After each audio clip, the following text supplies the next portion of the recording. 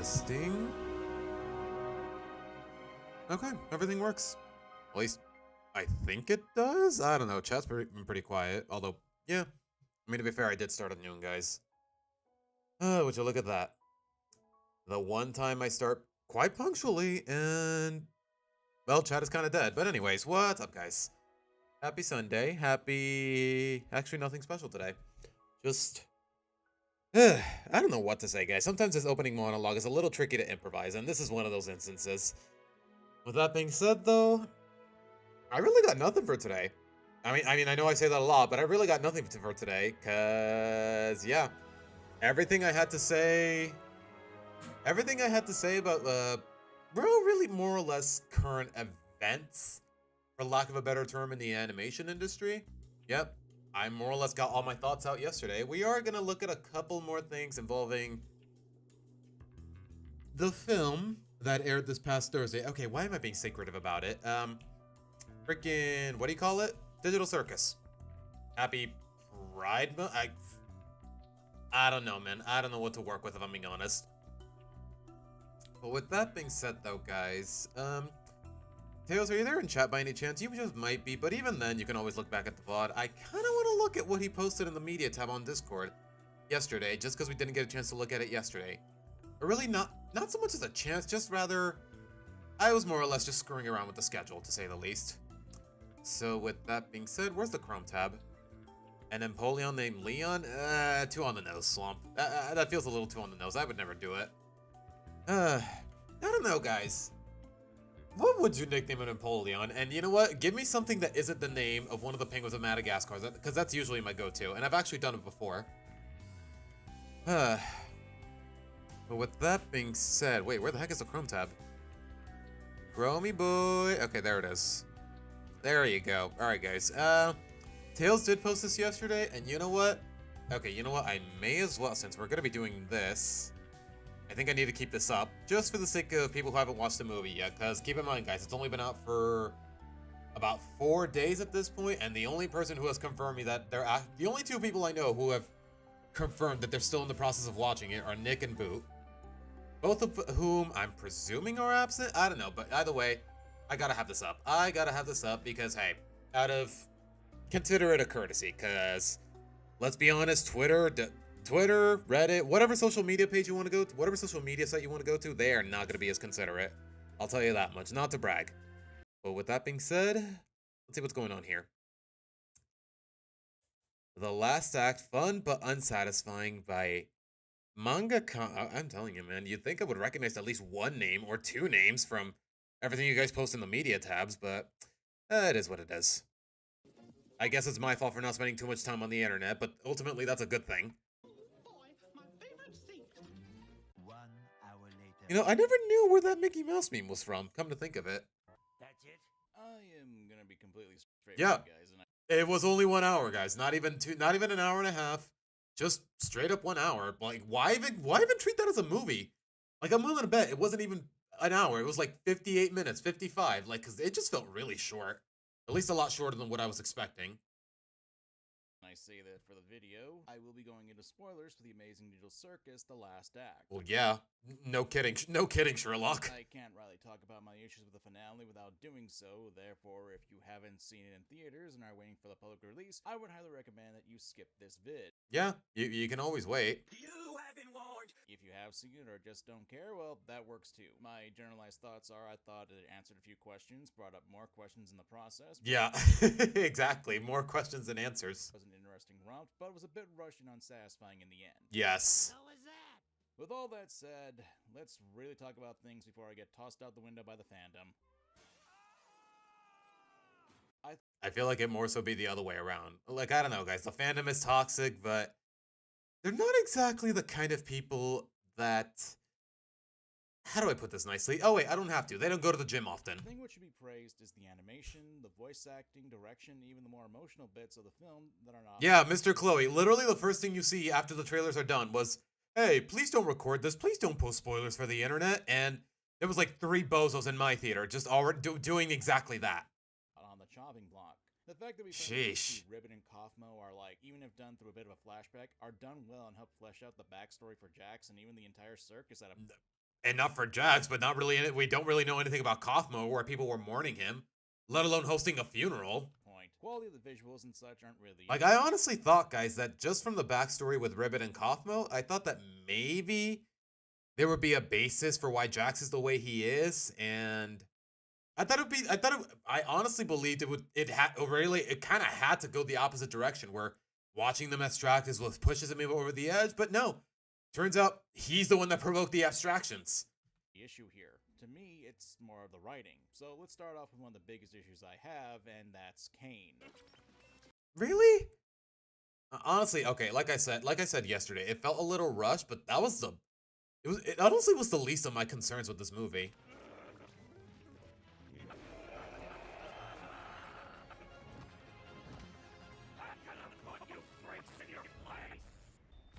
Although it is weird that he's more or less gone for like 80% of the movie. He's gone.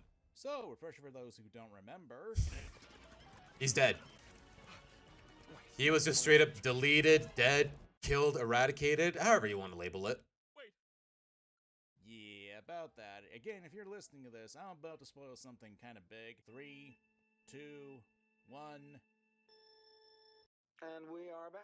Yeah. Legally cannot be liable for this now. Yeah, Kane's not deleted. Yeah, he's not dead. For some reason, he was out in the void. You know that one location that was showcased in the first episode? Yeah, for some reason, after being deleted, he was put into that and now can access the internet, even for a limited time. Yeah. We don't get an actual explanation for why he's alive, it just so happens that he is. Now, I like Kane as a character, and while I do appreciate he gets some introspection on the way he treated his fellow cast members, death in media is something that is a very touchy subject, especially with how it's used. Yeah, I think it's more so just stems from the fact that whenever, like, more often than not, guys, whenever an important character dies in a piece of media, even if it's the antagonist, it just feels like no one commits to it. Like, they're usually back by the end, or they're never killed in the first place. Like, I don't know, man. Maybe that's just my own personal gripe.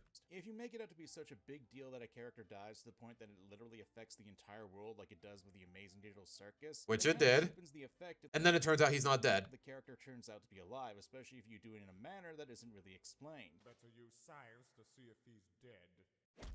Yep. Wait, there's a JoJo abridged? He's dead. Okay, I gotta watch that at some point. Not on stream though, because copyright. Was more akin to putting Kane in a recycling bin, which would make sense considering, well, it's a computer, and that's what happens when you delete a file. Yeah, that's what I was thinking, more or less. Like having him wake up in a recycling bin. Not that difficult for the audience to make that correlation if you did that. I'm gonna be jumping around a bit with my thoughts on this. Another issue is Jax. Not his storyline, his backstory, or whatever, but him abstracting. At one moment, we see Jax coming up to Pomni, trying to talk to her, while Iwan's trying to fix up the circus, who now have the ability to basically create matter in the digital world. Jax goes, never mind. Pomni has a monologue saying, I should have pried more. Then we cut to the next scene, and he's already abstracted. Great. Wonderful. Great pacing. Great storytelling. And then, bam! We just cut to after Jax abstracted. Took the words right out of my mouth. I think I'm more disappointed that we didn't see the actual abstraction process. It feels like a real... Yeah, like, with how many times it's happened, you'd think we would see it at least once, because otherwise the whole suicide allegory gets undermined. Cheap aspect to do it like this. And I think what's worse, that after the movie, we saw little figurines that had Pomni abstracting. It felt cheap to just cut to Jax after he had... Yeah, come to think of it, why was that in the okay, am I allowed to disclose this without, getting into spoiler territory? You know what's correct, guys. Yeah, a lot of the merch in that QR code at the theater, they're just figurines of all the characters hypothetically abstracting. Abstracted. What? Because I called it. Everyone called it. It's been getting teased for like the past 3 episodes. So it turns out the Soma theory is somewhat correct. Okay, I'm gonna be honest, guys. Until after this movie, I had no idea what the Soma theory even was. It just goes to show that I really don't get involved in this fandom, and you know what? Maybe it's for the best. Maybe it really was for the best. For those who don't know, the Soma theory is based off the idea that the characters aren't actual people, but brain scans and turn to artificial intelligences. And that's kind of just dropped on us. Yeah, so nonchalantly, like within the first 5 minutes, guys. Yeah, we see the characters react to it, and they are crushed, but they kind of get over it pretty quick and accept it. Yeah. Wow, that's 8 episodes, 2 years worth of screen time, all that jazz, and then, no, it means nothing. Congratulations. significantly more mundane. Don't get it twisted, I like the idea, but it feels like they could have done more to really flesh out the concept. Hell, Yep. the theory's name is based on the game that covers that topic, Soma. Uh-huh. Which, I guess we're spoilers for Soma here. 3, 2, 1. I'm gonna be honest, I had no idea what Soma was until now. I'll tell you that much. I'd do it again. You haven't warned. The idea of a brain... Okay, my guy, you don't have to keep emphasizing spoiler alert. It's already in the title. If they don't catch on to that, that's on them. Scan isn't that it's a transfer, but rather a copy being made that leads to the idea of what is and isn't human. If the only difference between a copy of your brain, memories, and personality is a physical body, does that make them less human or such? It's No. a question that fiction is a very interesting path to go down to. Not in this, at least not in this particular context. I feel like there should have been more fleshed out through the series instead of just being Imagine if Kaufman and Ribbit were bad influences to Jax, and that's why he's a jerk. I honestly thought it'd just be more so the... No, I think that could work. Like, I don't know, just the way the win at it, canonically, yeah, no, it does not make me like Jax anymore, or feel any worse for him. rushed through the finale. And honestly, without this, I feel like I would have liked Jax a lot more if his backstory was kept a mystery. I think what really gets me is that when Kane comes back to the crew, he reveals the original people who are the cast of the brain scans of, showcasing where they are in the world at the moment. It doesn't really solve anything, especially when you consider... I guess it just made them feel better in some way. Ones with the real bodies won the coin toss of consciousness. I'm trying my best not to say, I wish it had gone this way, because you should review a piece of media for what it is, especially for a standalone piece of media. I mean, it's not like this is based off of anything, or is an adaptation. It feels more... I guess. like answering questions than wanting to actually make something fulfilling. One of my issues with the circus was that there was always a loom of theory crafting throughout the series, and the problem with that is when you aim to do it... there was just constant after constant foreshadowing, like, okay,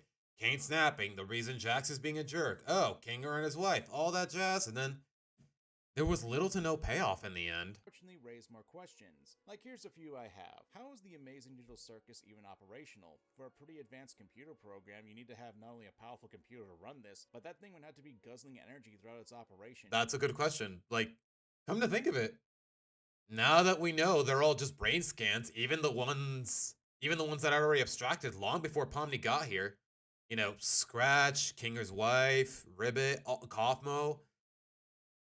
Like, you have to wonder what did happen to CNA and all that jazz. Like, where is Kane's computer located? How did they stumble across the headsets that got them supposedly trapped in the first place? We never know.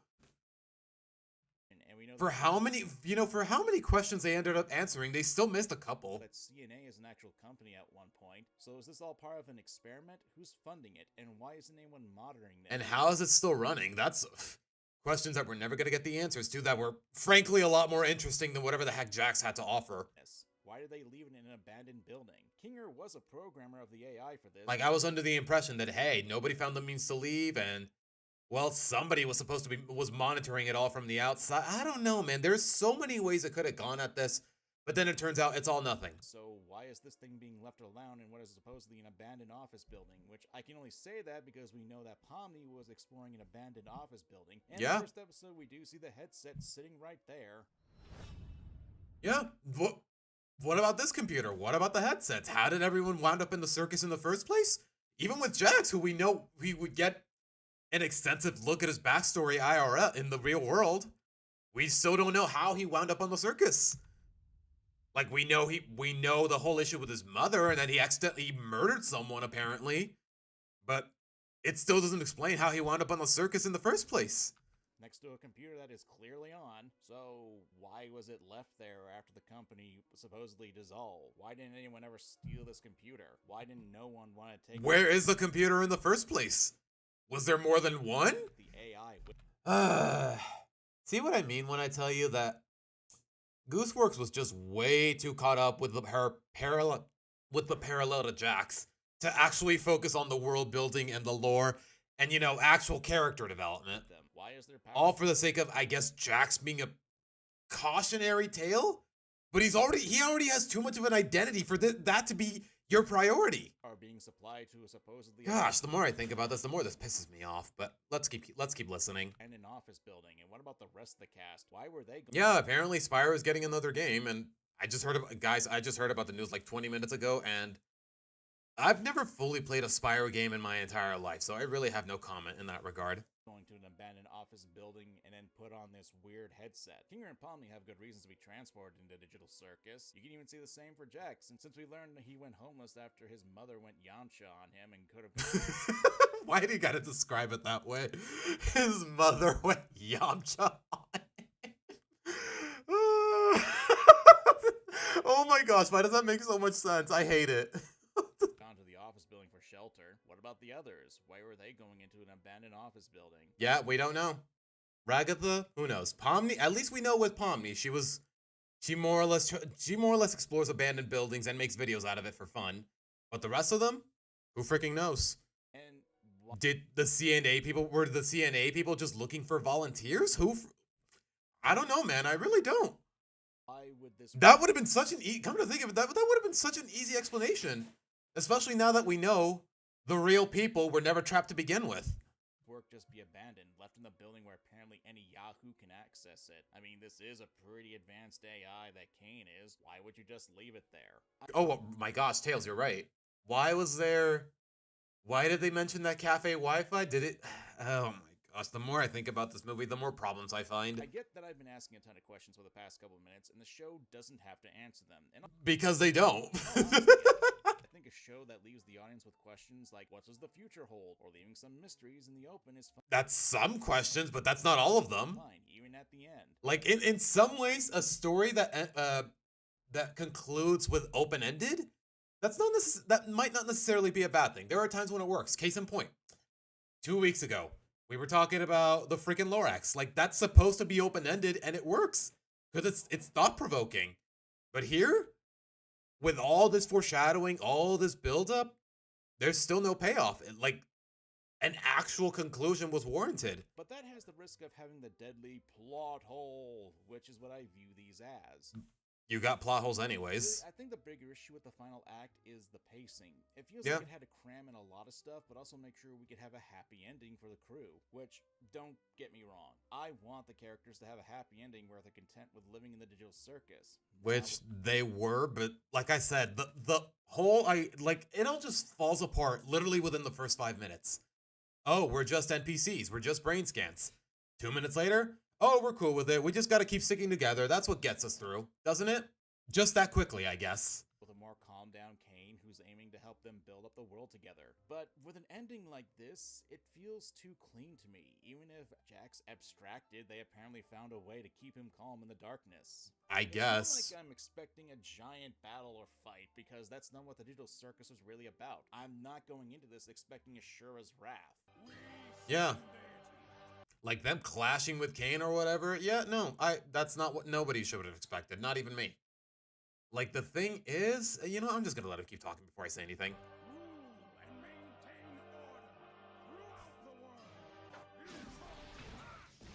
But I was expecting there to be a bit more conflict, more trying to contemplate whether it matters if they were human or not, or just brain scans put into a computer world. Instead, what do we get? A bunch of insight on Jax that honestly made me hate him even more than ever. I thought, like, for 8 whole episodes, I wanted to believe that there was an actual basis for why he is the way he is, to where I can sympathize, but it just made him look even worse. Like, is any of this for real? Or not? I don't hate what we got. But I'm gonna be honest, guys. Hold on, play that again. For real? I've always kind of hated the opening monologues in all of the Kingdom Hearts games. They just feel way too corny, and they feel like it doesn't fit the themes of the game or even the story whatsoever. I feel like it's just, let me put it this way, philosophical for the sake of being philosophical. That's it. Or not. I don't hate what we got, but it just feels a bit more unsatisfying to me. Way more unsatisfying, if you ask me. Especially with the journey that we had. I do plan on making another video on the Amazing Digital Circus after this one, more of a retrospective, but I really want to dive into it once the last act is publicly available in 2 weeks. Gosh, Digital Circus. Hey, honestly, Erica, up until this movie, I wouldn't even consider that possibility, more or less. 2 weeks. Because I actually did enjoy the first 8 episodes. so that way I don't have to pay like $30 to go see it again. But until then, I hope you guys have a good time. Wait a minute, $30? Hold on. That way I don't have to pay like $30 to go see it again. But until Yikes! I forgot how inflation is ridiculous in the United States. Seriously, guys, I only paid like I said yesterday, about 80 pesos, which is about $5 with the current exchange rate. then, I hope you guys have a good time, and if you have seen the flick, let me know what your thoughts are down below. Thanks for watching. I'm Manga Comment, and see Wait, you next time. what's the rest of the video then? Adding a little extras. Oh, okay. DLC, as he labels it. Had a little more of a day to think about stuff, but I think what I find a bit more egregious with the ending is that it feels rushed. I understand the logic of combining episode 8 and 9, so there's more context for a theatrical release, but I feel like you could have... I don't know. I feel like if you need to cram in a whole episode everyone already saw, like, isn't it the bare minimum? Isn't it kind of the standard to watch the whole show before watching the movie in theaters? Like, I'm telling you, man, why? I feel like a lot of it is just hinging on basic human etiquette, and you know what? That's a lot to ask for out of the public. I'll tell you that much. Had more original content, have be a lot more believable for the audience, since the new stuff feels... Okay, to be fair though, Erica, I didn't buy any snacks, I didn't buy any popcorn, I didn't buy any drinks, I didn't buy anything. Just a ticket. You know, way too fast-paced. I brought up how when told that they aren't the real people, that the cast thought they were the brain scans, you needed them to actually be able to process that. Yeah, not just 2 minutes, not just like 30 seconds worth of crying and hugging, and that's it. And Jax lashing out as per freaking usual, which honestly, it's already getting old. It's been annoying since episode 7, and it's no different here. Much more crash outs of the characters, each taking it differently depending on their... Why is the video so quiet? Is it too quiet? Is it too quiet? Hold on, Eric. Give me a moment. A realization that is. Going back to Soma, you had the main character effectively denying everything and deluding himself to the point where he basically ignores the real grasp of what a copying in his mind does to him. Kane's backstory, as well as Abel, the blue AI we saw in the beginning of episode 8, could have been fleshed out as well. Yeah, it's just, oh, Abel is the reason, Kane is evil, and that's it. Kane just yanks him out of his head, abandons him in the void, and suddenly he's good now. Suddenly he decides to be good. Like, what about Bubble and Health? So, like, you think with a whole theatrical release, an hour and a half's worth of content on the big screen, they would actually give themselves a chance to answer every question, but no, I guess Jax is too much of a priority. There's a reason he's all over the promotional poster, I guess. Kane's conclusion felt abrupt, like actually addressed the issues he had, but now he's just doing what the human brain scans want is a little off to me. Granted, I do think it's a good ending, but feels off. And I do feel like there was a bit of an expense of the characters. Zubul, a character who I've never really talked about in a dedicated video about them, while not a bad character, just felt like they were just there. Unfinished. Yeah. Honestly, I could say the same for Gangle if it weren't for that one episode where they were working in fast food. Come to think of it, who actually got a dedicated episode to the character? Obviously, Pomni. You can make a case for more than one. Kanger had the 3rd episode. Gangle had the 4th. Jax, I mean, they already make pretty much every plot element about him and his meanness, to put it nicely.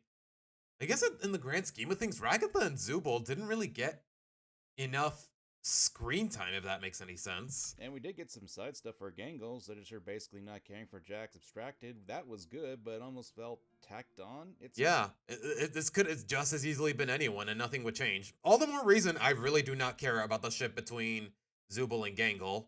Never mind that whole conclusion in the movie credits. Hard for me to really put into words. And well, like, dare I say it?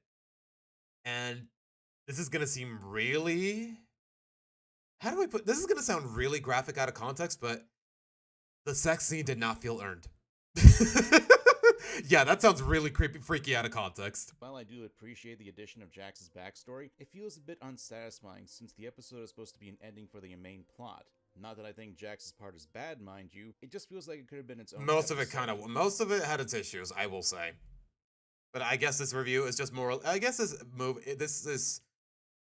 this is more or less just focusing on the fact that the movie was rushed, rather than just what it did prioritize. Which I'm also a little torn about Jax's conclusion too. Like, there's this whole thing about how abstraction is kind of like a metaphor, or whatever the word is, for death, and now you're supposed to just move on from it. But honestly, it feels like it's just the metaphor is just way too inconsistent. Jax, who's now basically Ted from I Have No Mouth and I Must Scream, trapped in a body that he can't communicate and is stuck in a dark makeshift... Except Ted actually at the very least, Ted came out, ended that story as a hero. Circus tents. As tragic as the ending was, he at the very least saved the rest. At the very least, he got a something of an effort. Okay, not necessarily Eric. I wasn't being too accurate when I said sex scene. Just that one moment in the credits, you know, where Ragatha's at the door and then she walks away blushing. That's what I meant. Seeing everyone else having their happy ending, it feels bittersweet, but doesn't really address his broken persona, and I get it, that's kind of the point. It's a story that abruptly ends without you realizing it, and sometimes you can't— Except the parallel just really doesn't match with Ted. And yet somehow they still, like, I get it. This whole show's whole inspiration is, I have no mouth, but I must scream, but the parallel really doesn't match when it has to the most. It just emphasizes too much on Jax without giving him a reason for him to be such a priority. You could have just as easily treated him as Kaufmo, and it feels like, realistically, most if not all of the cast would miss him, except for maybe Pomni. Can't say goodbye properly. You feel like you could have done more. I don't want to make it— I would say the same for Kaufmo, but even when he actually has a chance to get some screen time, they don't focus on him. twisted that I thought the movie or the finale was terrible. It has its problems, obviously, but has a lot going for it. But to me, it feels unsatisfying. It does sound that way, Erica. I'm not gonna lie. I hate the fact that I described it that way now. Satisfying because they could have done more to make it stronger. Then again, what does that why does that word have any business in a platform called YouTube Kids? I don't know, man. The world is just that screwed up. Like I said, I do want to do a proper retrospective piece in the series when the last act comes public in a few weeks, really showcasing the positive and negatives with the characters, storytelling, and etc. But until then, thanks for watching. I really do ponder how I don't know, man. Something about the first 8 episodes, they were engaging. You felt like there was a sense of character, but with just this whole movie, man, it feels like it's doing a complete 180 with everything I grew to appreciate about the show, man. I hope you guys have a good day, and hope this cleared up what you guys think what I thought. Later. What else can be said? I mean, what more can I really say? Just rushed, wrong priorities, bad character development, a bunch of different emotions that were not earned in the narrative. You know what? I yapped about this yesterday enough, so I think we're gonna leave it at that, guys, cause golly. And you know what? I feel like most people are gonna talk about it more when it drops on YouTube. When is it? On the 19th? What's today? The 7th? Yeah, we still got about 2 more weeks, guys, before the more or less the spoiler embargo is lifted, relatively speaking. The movie undoes a lot for you, unfortunately. Because like I said earlier, I was holding out the hope that, hey, maybe there's a reason Jax is the way he is, and we have to sympathize with him. But throughout that whole backstory, he just doubles down on his own awful behavior, his ego, time and again, just because, oh, my daddy was abusive. Because after that, what happens? He assaults his mom, he murders a child, he's a complete douchebag to pretty much everyone. And the one person who doesn't mistreat him, freaking Ribbit, he does the same thing to her because, oh, I opened up too much. Nah, no, screw you. You can abstract for all I care. Like, is this their idea of character progression? Or was it just too caught up in the metaphors or whatever the heck Gooseworks wanted to project? I'm telling you, man, this is one of those classic instances where the creators, the writers, whomever, they just prioritize their own fantasies rather than an actual compelling story. Like, there are times where it's both, but this is definitely not it.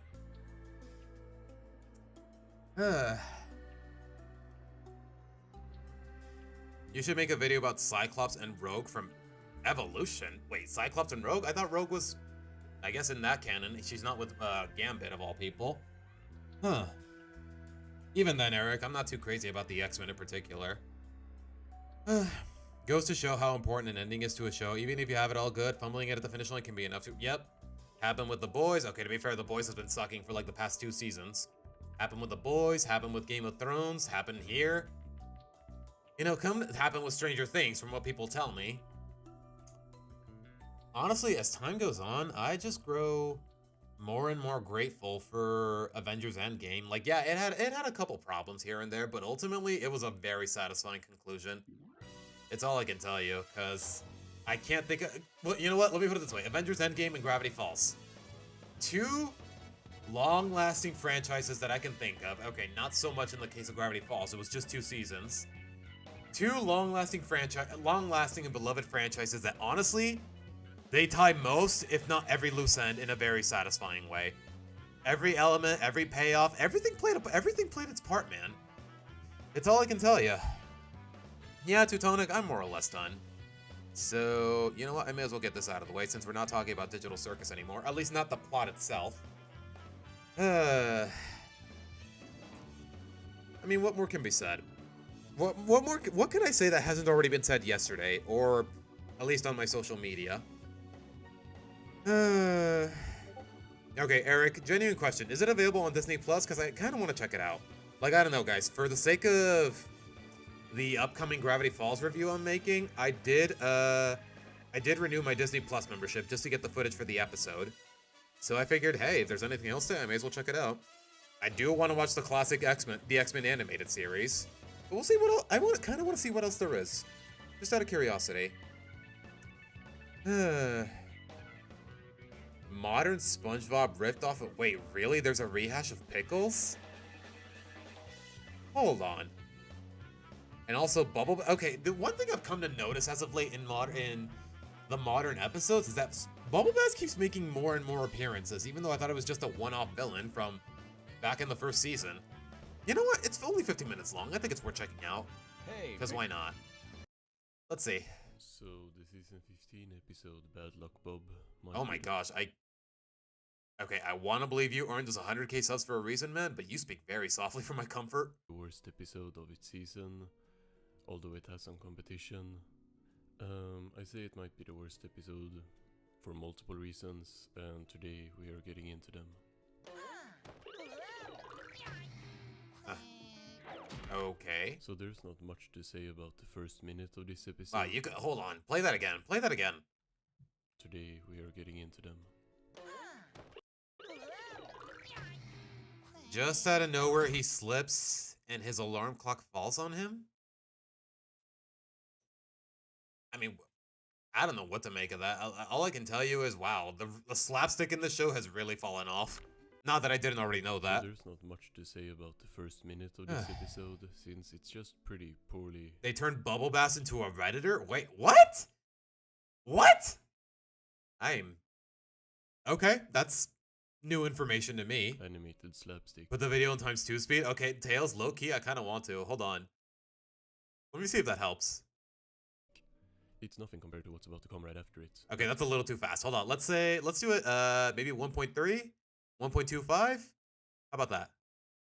Just none of the jokes land. Not that SpongeBob falling into his closet or down the stairs is comedy gold by itself anyway, but I just wanted to point out how the first minute is just pretty boring nonsense. Really? Almost forgot my lucky tie clip. How do you fumble basic slapstick of all things? So we actually made a whole video on SpongeBob's tie and discussed this tie clip a bit. Okay, I'm not gonna lie, Tails, it actually does help. But... Or maybe I'm just too impatient for my own good, which I kind of am, I'm not gonna lie. The never mentioned before lucky tie clip is actually just one of many of this episode's problems. I mean, I don't know, Tails. It's very ironic that SpongeBob needs a lucky tie clip or he will have bad luck, yet it has never existed in the show before. Since when? Even if he had bad or good luck. His tie was always what? Meaning it essentially isn't needed at all. Do you all see the problem? That kind of came out of nowhere. I think if you compare this to legit like any scene of SpongeBob running from any older episode, this will still look just terrible, like no matter which scene you pick. I mean, no hate to him, but I can't get over the difference between you speaking and him whispering. Like, he's that's what I'm thinking. Like, maybe he lives in a confined space and he speaks too loudly for his neighbor's sake? I don't know, man. I'm just trying to see if my experience applies to a situation. I don't know. The timing of it is just so off, and it looks like some... Yeah, it just lacks the energy of good slapstick, if that makes any sense. Flash animation. It is a quick scene, but it is really an indicator on the episode's overall quality. Uh-huh. And why are you so peppy this morning? Because today, As if the lucky tie clip. What is that? Hold on, play that again. And why are you so peppy this morning? because today, Oh my gosh, even the express. Why does SpongeBob have freaking hamster teeth? What am I? Why? As if the lucky tie clip never having been seen before doesn't make this episode feel insincere enough. At least at the bottom. I know he's always had those two front teeth, at the two upper front teeth, but the bottom ones, ugh. We have very natural dialogue of SpongeBob spelling it out to Squidward. I lucky day, thanks to my lucky tie clip. Show don't tell is for losers. Wow, very, very subtle exposition there. To wear that Not that I expect much out of SpongeBob, but I feel like this is a new low. tie clip every day. Every day is my lucky. Also, I feel like a tie clip being the sole source of SpongeBob being lucky or unlucky kinda takes away from his character. Yeah, it really came out of nowhere on top of that. Which we'll get back to later when the Pickles comparison starts coming in. Uh-huh. Now, I'm gonna start the Pickle comparisons right now, because the episode will make it very obvious soon. This is essentially where Pickles started, at the Krusty Krab. Uh-huh. In Pickles, we start on a joke with Squidward and a customer, and then get right into SpongeBob making Krabby Patties, and he's really good at it. Yeah, then Bubble Bath shows up, he gives them the patty, no pickles. What does that have to do with this, though? First bun, then patty, followed by ketchup, mustard, pickles, extra onions, lettuce, cheese, tomatoes, and bun, in that order. In Bad Luck Bob, on the other hand, we need almost 3 minutes, so like a fourth of the episode. Oh my just to get to gosh. this point. Oh my And gosh. We really don't need 3 minutes to set up the lucky tie clip. Sheesh, even for SpongeBob, that is terrible pacing. Hold on. If SpongeBob is just gonna explain it out loud to Squidward, that scene really bugs me, because he's not even really explaining it to Squidward, because clearly Squidward knew about it already, so it's like he's saying it to a character that already knows it, Uh-huh. just so that the audience can know, which is really lazy writing, like the worst way to do I mean, what else is new? We're at like, what, season 15? exposition. One Krabby Patty Pickle Deluxe, perfectly prepared. Take a wild guess who this Pickle Deluxe Krabby Patty is for. I'll probably spoil it. I mean, you kind of already spoiled it in the thumbnail, man. With like the thumbnail and stuff. Yeah. But I don't think that would change most people's guesses. I mean, maybe it would have caught me off guard. I don't know, man. Be the judge of that. Also, way to take away the nuance of Bubble Bass's complicated order. Krabby Patty. I don't even remember exactly what he said. That's how you know it's complicated, and I mean that in a fun way. Just sounds like a modern washed version of. Double, triple. Oh, 17 actually. But that's worse. You do get how that's worse, right? Frosty Deluxe on I love that meme from The Good Place, by the way. raft, 4x4 animal style. Extra shingles with a shimmy and a squeeze. Light axle grease, make it cry. Burn it and let it swim. Also, We serve food here, sir. also, once again, the tension of a scene like this is completely ruined by how the dynamic of SpongeBob and Bubble Bass Yeah, come to think of it, why is he not banned from this restaurant? has also been completely. You know, remember what happened last time? He was lying about having the pickles. He stole this random woman's car keys. He completely shattered SpongeBob's confidence. Like, why would Mr. Krabs just not ban him from on the spot? I guess because he wants money. I don't know, man. ruined by modern SpongeBob. In Pickles, there was actual tension in form of a sort of rivalry. Like, between yeah, the two. SpongeBob low-key dislikes him because of how slimy he is. I mean, at least they got that across just from him saying, Bubble Bass. That's it. That's all you needed. Like, it's crazy. The contrast and how smoothly they get exposition across is so different back in season 1 compared to now. The guy that even SpongeBob didn't like. Bubble Bath. That, Guess I'm just lucky. But now it's just a character That's modern it? SpongeBob interacts with, just how he would interact with any character. oh boy. They really that's mirrored it? him in the modern seasons. I mean, like I said, this would all be solved if he was just logically banned from the restaurant, but is this really the best way to go at it with this character? Did we need to bother bringing him back in the first place? Honestly, I thought he was a lot more memorable when he was just a one-off antagonist. So immediately after taking off his lucky tie clip, that he always wears by the way. Oh, it's not even the he tie, it's the starts freaking clip. Stepping on bowling balls and Since destroying his house. when? These don't work if you have seen any other SpongeBob episode. Like, I know the show has really bad continuity. Yeah, but this it is really very does. immersion-breaking, and I don't think they really know what they're doing, introducing shit like this 25 years in.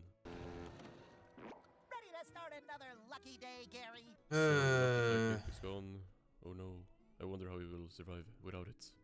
Not like he has survived for 14 seasons. 14 seasons at this point. Golly. Already. Like, this is what, you know what? Let me put it this way, guys.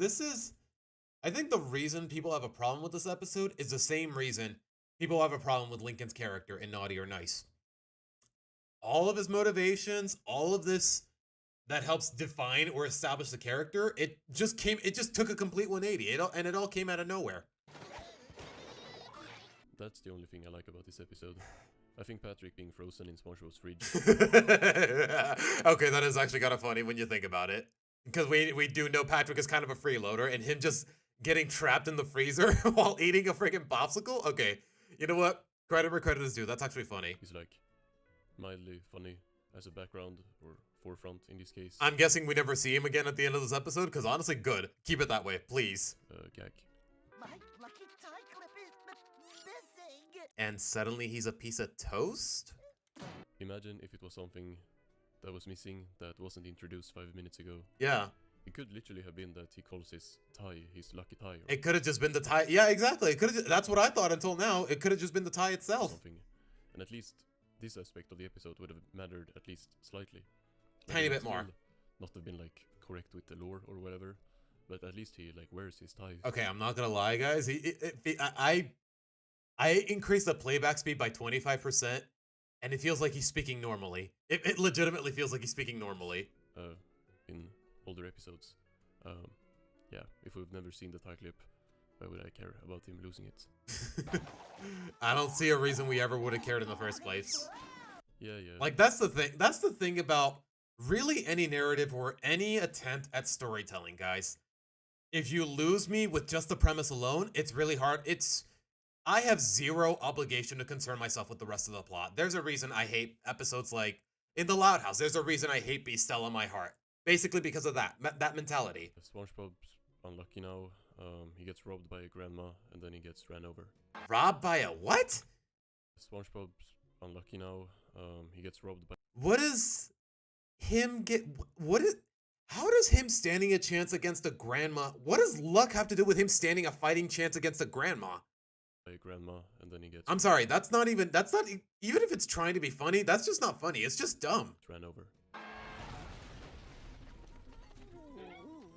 So he ends up at the Krusty Krab, where Squidward being here helps SpongeBob spell it out even more than before. I lost my lucky tie clip, and now everything is going wrong. Yes, SpongeBob, we know. That's what's happening in the Yeah, episode. very, very smooth exposition, I guess. I have seen it, unfortunately. No such thing. Yeah, I don't get it either, Teutonic. Apparently that's what happened. As luck. Your dumb tie clip has nothing to do with it. Kinda true.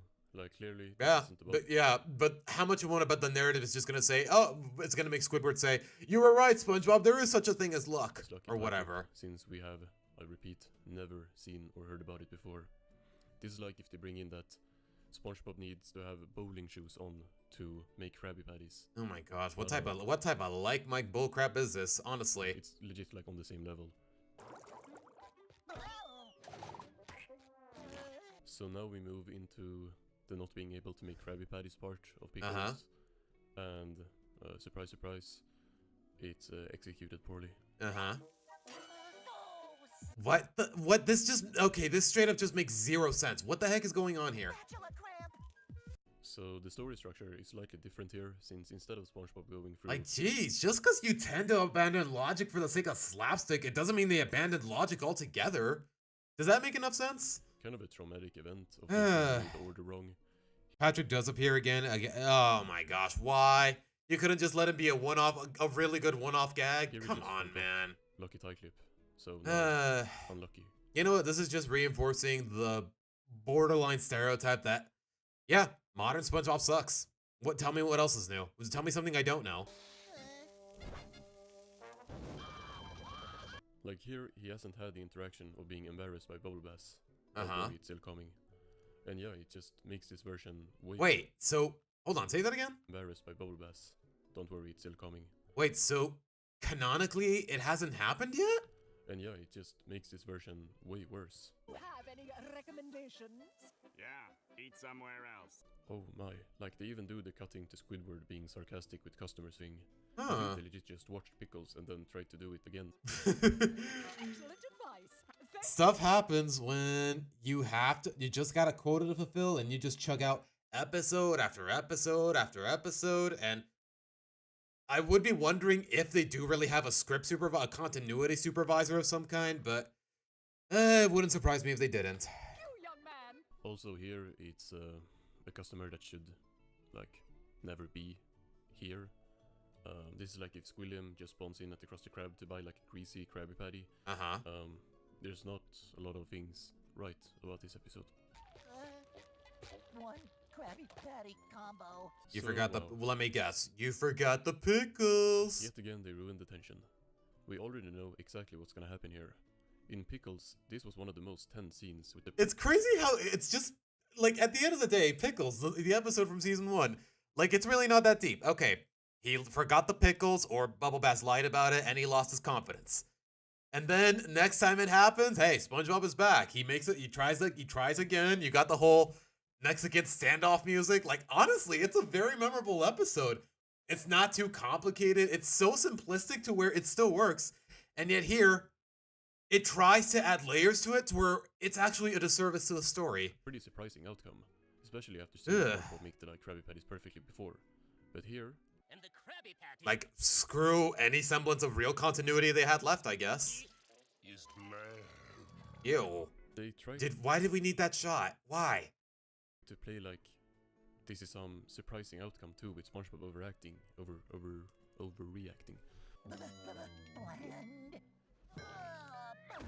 But that don't work, since we already know he lost his tie clip. Yeah, we saw him we right know. before this not being able to make Krabby Patties. Like, imagine if Pickles, like Was I supposed to expect a different outcome there? What am I looking at here? right before SpongeBob handed Bubble Bass the Krabby Patty, we saw him being bad at making Krabby Patties. Yeah, he That lost is his not confidence. brilliant. And then there would never be the twist with Bubble Bass at the end would also not make any sense.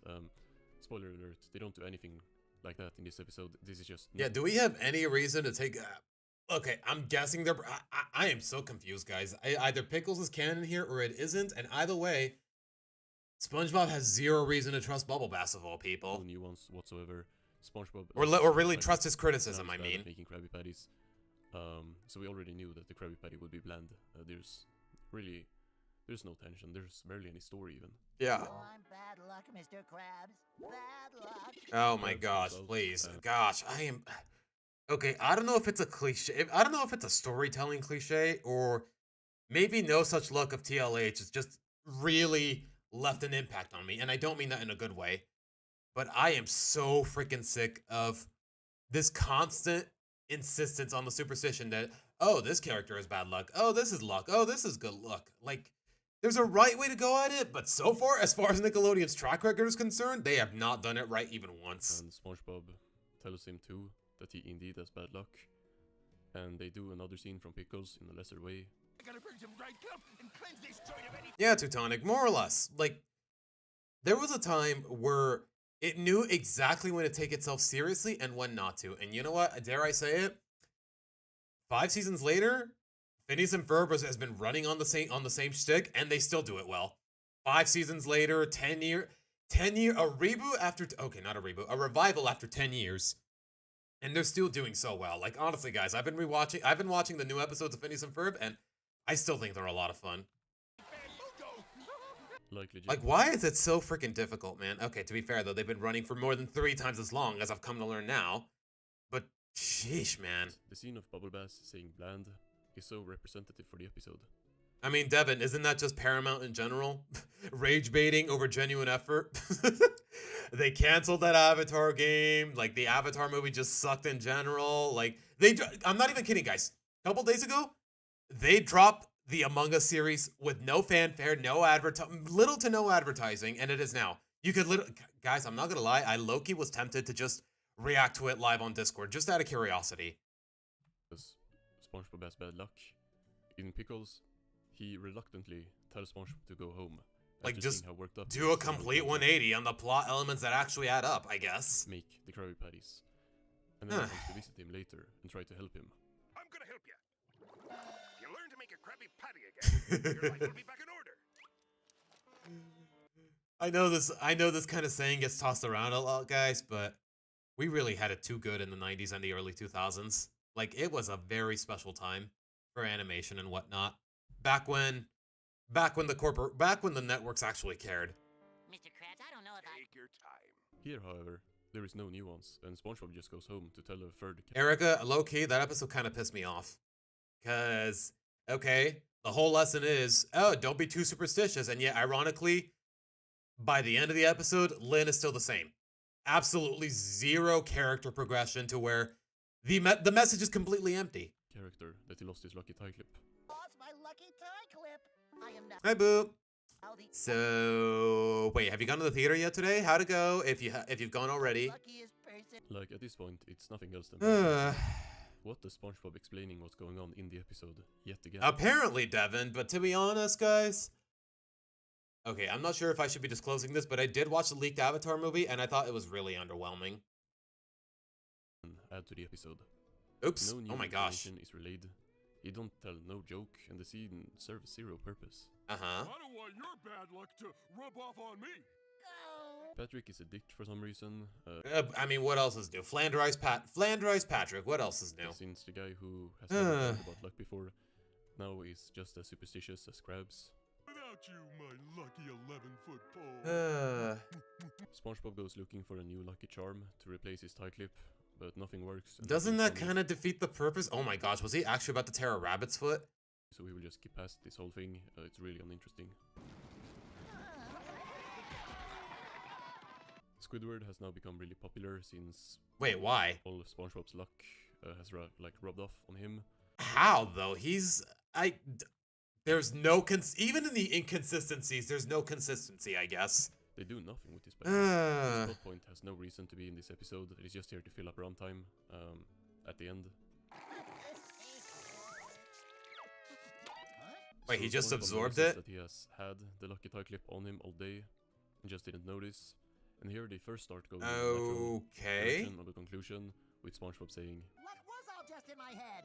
But then, where did the cloud come from? Where did the bowling ball come from? Where did that all come from if you had it this whole time? I don't need this solid gold lucky tie clip. but then they realize that that would be like Blatantly too contradictory? alright of an ending or moral. Yeah. whatever. And Like, there's just no commitment whatsoever. No consistency. have SpongeBob put on the lucky tie clip again. Oh, Does in gosh. fact need the lucky tie clip. SpongeBob now immediately has good luck again. They try to make it like him saying he has good luck in his head.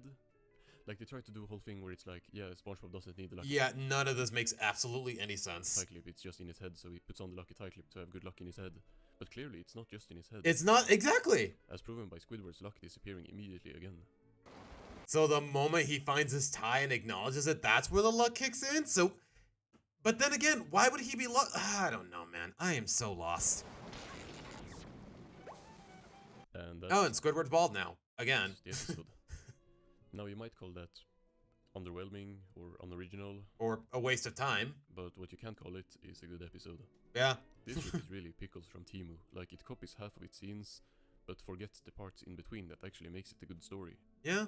Pickles is a simple story. It's a SpongeBob episode after all. Okay, it But might be a bit of a stretch to call it a rip-off of Pickles just because Bubble Bass made an appearance, but I get where he's kind of going with it. it's done really well. It knows what it's doing, while this episode just sucks. Instead of SpongeBob, Wow, classic SpongeBob episode actually does the storyline better. I mean, what else is new? completely losing his way and having to learn and prove himself again. Like, it's unfunny, it's pointless, the messaging is cliche, and also pretty redundant. It's just SpongeBob running around having bad luck until he finds the tie clip. Like, you'd think they would compensate for it with actual decent slapstick, but it doesn't even have that. He had the whole time, and now he's stuck again. Instead of Mr. Krabs helping him, Mr. Krabs does nothing. Wait, was he even anywhere in the whole episode? And yet again, the plot is resolved by him just finding that he had it on him the whole time. I guess Which, by that's the way, that. is the whole, like, ending in Missing Identity. So they actually ripped Oh my gosh, you're right! It basically is that episode. I think someone in chat said it earlier. off 2 episodes. This shit is garbage. Okay, that's all I can really say. It's all I will say. The fact that I had to increase The fact that I had to move the playback speed to by 25%, it's really telling. Like, I don't know, guys. Maybe I just don't have enough of a sense of patience, but this guy speaks really, really slowly. It's all I can tell you in that regard. The theater had few other people to go see it, but it was a good movie-going experience. Really, Boo? I don't know, guys. Those of you who had actually seen the Digital Circus movie, no more spoiler talk anymore, please, for the sake of those that haven't seen it yet. So how'd it go for you Americans out there watching the movie in theaters?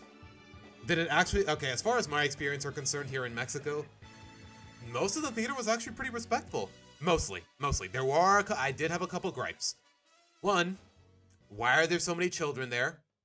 Two, the very beginning of the movie, the fish guy is saying, let's call him the Charlie fish, you know, because he shares a voice with Charlie from Smiling Friends. First thing he says, hey, don't record, don't spoil for the people outside until the official release on June 19th. And I see like 4 different people with their phones, with the camera phones up. Thirdly, well, this is more or less a personal nitpick. Let me put this nicely, guys. A lot of the people in the theater room, you can just tell they're there to watch Digital Circus of all things. Like, let me put it this way, they really live up to the Tumblr stereotype, if nothing else. I don't mean to judge people based off appearance alone, but some people really just don't try to hide it. They really don't. I'll tell you that much. But alright. Other than teenagers giggling it, and it was fine? Really? Huh. So I guess we don't really have a whole Minecraft situation. Like honestly, guys, I was kind of expecting my theater to just sing along to the Kane song of the 8th episode. But other than that, though, yeah, most of my theater experience was pretty manageable. Like, I did have a couple questions, though, because for some reason they wouldn't, the screening started at 5:30, and for whatever reason they wouldn't let us into the room until around 5:25, 5:27. Even though usually with other screenings at that particular theater, like, I can just go in 20 minutes early, half hour early or whatever.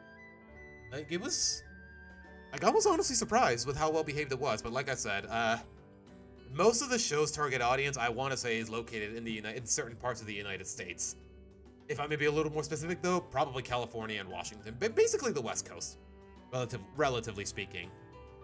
Oh my gosh, I'm honestly surprised, Erica, that the theater was actually, most theaters from what people have told me have been well behaved. There were a couple where it got annoying, though, from what I've seen on Twitter. Little bit of chatter from one group at the beginning, but it was fine. Yeah, okay. Good to know. I guess the internet was more or less exacerbating the situation, but I don't blame them. I really don't. I didn't watch the movie. I watched He-Man and was fairly entertaining. I've heard surprisingly good things about He-Man in particular. One thing that definitely stands out, though, is the fact that apparently they finally found a role for Jared Leto where he doesn't completely ruin the movie. Which is honestly a really big ask out of him. He completely bossed Joker in the Suicide Squad, completely bossed that one character in Tron, completely bossed freaking Morbius. Like, I'm telling you, man, this guy is... Jared Leto as an actor is what Shyamalan is to movie directors and producers. Just box office poison. And yet somehow He-Man, him as Skeletor, him as such an iconic villain, turns out pretty well from what people have told me. Like, it's honestly kind of crazy. But I don't know, man. I really know little to nothing about He-Man outside of memes and the iconic quotes and whatnot. Like with He-Man, just the one meme. Joke's on you, I'm into that stuff. And then there's that whole song that apparently is now an emote in Fortnite. I don't even know what it's called, but... I don't know, man. I kind of do want to watch He-Man, but at the same time, I know little to nothing about it, so... Do I want to watch or not to watch? You know the whole saying. It's also the last day of it being in theaters, and I think... Oh, right! It's only here for, like, what, 4 days or so? Yeah, they did mention it was kind of limited for whatever reason. Although, to be honest, at this rate, I feel like it should just stay in theaters until it drops on YouTube, but hey, that would kind of defeat the purpose. Wait, Sora, when did that happen? I'm not being rhetorical, I legitimately don't know. Am I talking about a theater like I posted in the Discord? Hold on, Tails, give me a moment, actually. Oh gosh, what is this? Wait, hold on, I think I'm actually logged in on Instagram here on You know, I'm gonna open this on a private tab. Give me a moment. Okay, I'm not logged in, so I'm not doxing myself. Oh my god. Ew. Ew. Okay, it's bad enough when a theater of like 50 or 100 people is singing along, but 2,700 of them? Okay, to be fair though, it is a sing-along, and I guess it's being encouraged, but I don't know, guys. I would not be able to stomach that. That's just me, though. Dallas Buyers Clubs? Really? I did not know that, Tails. I'm guessing he botched that, too? The infamous laughing sequence from the Heat. Yeah, Teutonic. I think it was... Is that what I think it is? Hold on. Are you referring to this? You know, the whole... Hey, yeah, yeah, yeah. I don't know, guys. I know... Like I said, I know little to nothing about He-Man. Aside from memes. Holy crap, the 230 million views, though. Okay, to be fair... As far as YouTube as a platform is concerned, this was one of the OG memes. This is one of the OGs. Like, you know, the sneezing panda, Charlie bit my finger, and all that jazz. I don't know, man. YouTube? It was a completely different species back in the day. And I don't necessarily mean that in a bad way. That's all I can tell you. Yeah, I'm not gonna play it. I'm not gonna play it, Tails. I know it's copyrighted. Which does beg the question, how did Fortnite get so... Did Fortnite really get the rights to it? I mean, it wouldn't surprise me. They're actually pretty stacked when it comes to their profits and whatnot. What time is it, by the way? Okay, we're only an hour and 5 minutes in. We still got time.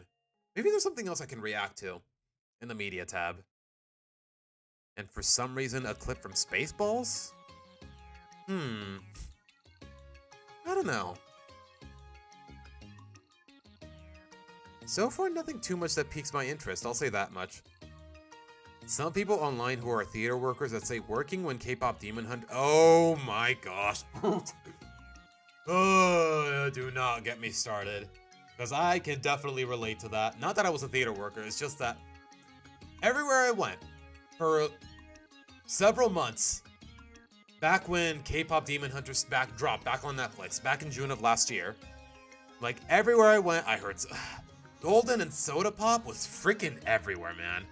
Even though, ironically, they're my two least favorite songs in the movie. Actually, no, that title goes to freaking Free. But still, some of my least favorite songs in the movie. I know there's only 7 of them, but I think that's definitely my bottom 3. I'll say that much. Not to say that they're bad songs, they just got so overplayed to where it kind of drove me crazy. I'm not gonna lie. Scroll further, maybe? Alright, let's see. We already saw that. Ugh. Why am I struggling to speak? I guess I'm a little too distracted. We already saw Planetronica. Myers' review of the Galaxy movie. I think we've pretty much seen everything. Okay, how long is this? Oh, it's for Mr. Enter. You know what? That's always entertaining. If nothing else. Okay, it's only 15 minutes long. I think I'm down. I might be down. In that short, they explain Glitch is still gonna make merchandise, and I said this is what I see. Why though? I mean, show's over. Are people really gonna look back on these characters that fondly? Because honestly, guys, I was invested for the first 8 episodes, I was completely invested. I actually felt for the characters, but with this finale? Not to spoil too much, because like I said, I'm trying to minimize spoilers at this point in the stream, but yeah, no, they lost me. They really lost me. I'll tell you that much. But alright, that being said, let's see what this is about. The Secret Life of Mr. Krabs by the mysterious Mr. Enter. Why am I saying that in a European Spanish accent? I don't know. Why am I talking like El Gato con Botas? That was Puss in Boots in Spanish, by the way, in case that wasn't clear. Quick disclaimer. Everything I'm going over here is... Yeah, boo. Dare I say it? I mean, I did enjoy the film. Hell, I made a whole review praising most of it. But it is definitely overrated. I don't think it deserved that Oscar. Even though people keep telling me there was, like, no duh. It was obviously going to be nominated. But I don't think it deserved that Oscar. Especially with the way the actresses are reacting to it. Oh, wow, Korean movie winning an Oscar. It's not like a Korean movie won Best Picture like 2 years ago. Freaking Parasite, hello. Like, how many more times are we going to brag about breaking the glass ceiling or whatever? Like, get over yourselves. Jeez, man. I'm not going to be using anything established by Cam Coral or the Patrick... It really does, Erica. It really does. ...show, as they clearly have their own continuities. Also, like 95% of what I'm going over is actually stated. What a few very iconic and meme-worthy moments from season 4. I want to. Hold on. Show it again. Show it again. Like 95% of what I'm going. I want to live. I want to live. Is actually stated. Just the line delivery alone, there, man. Within the show SpongeBob SquarePants. I'll let you know when. Am I talking about Glitch as a company or Goose as a director? Yes. I did theorize, but let me tell you right now, it wasn't very often. This story is insane. Eugene Harold Krabs was born on November 30th, 1942. Okay, I feel like that was just a throwaway number. They just threw a date in there for the sake of having a date. I feel like that's not really his canonical age, but hey, if you got nothing else to work off of, then you gotta do what you gotta do. It was a small family consisting of a son of a pirate, the infamous Redbeard Krabs, his wife Betsy Crab, and Eugene's younger sister. You were satisfied with the ending? Well, to some people, in some ways I was. Like Kane's whole redemption, like I said, it was a little rushed, but I really liked it. The whole emphasis on Jax, though, there was some artistry I could appreciate, but for the most part, I hated it. I kind of hated it. Didn't have much back then, as Eugene Krabs was forced to wear rags to school, which caused him to be mercilessly bullied by the other kids at Poseidon Elementary. Yeah. Okay, I completely forgot about Friend or Foe until now. Situation. Or was that what that episode was called? I honestly forgot, guys. It's a really old episode. Was so dire that when Krabs was 5 years old, his present was a singular dollar. I was 5 years old. And me Yeah, Teutonic. It would, and honestly, coincidentally, it wouldn't be the first time with an animated film at the Oscars. K-pop Demon Hunters. Oh, Breaking the Glass Ceiling. First Korean movie to win the Oscar. Into the Spider-Verse. Oh, look at all these black characters. First black movie to win the Oscar. Like, shut your freaking mouth already. And just take the credit. Just take the credit the way you had to take it, man. Father gave me $1. I love that dollar. Loved it like a brother.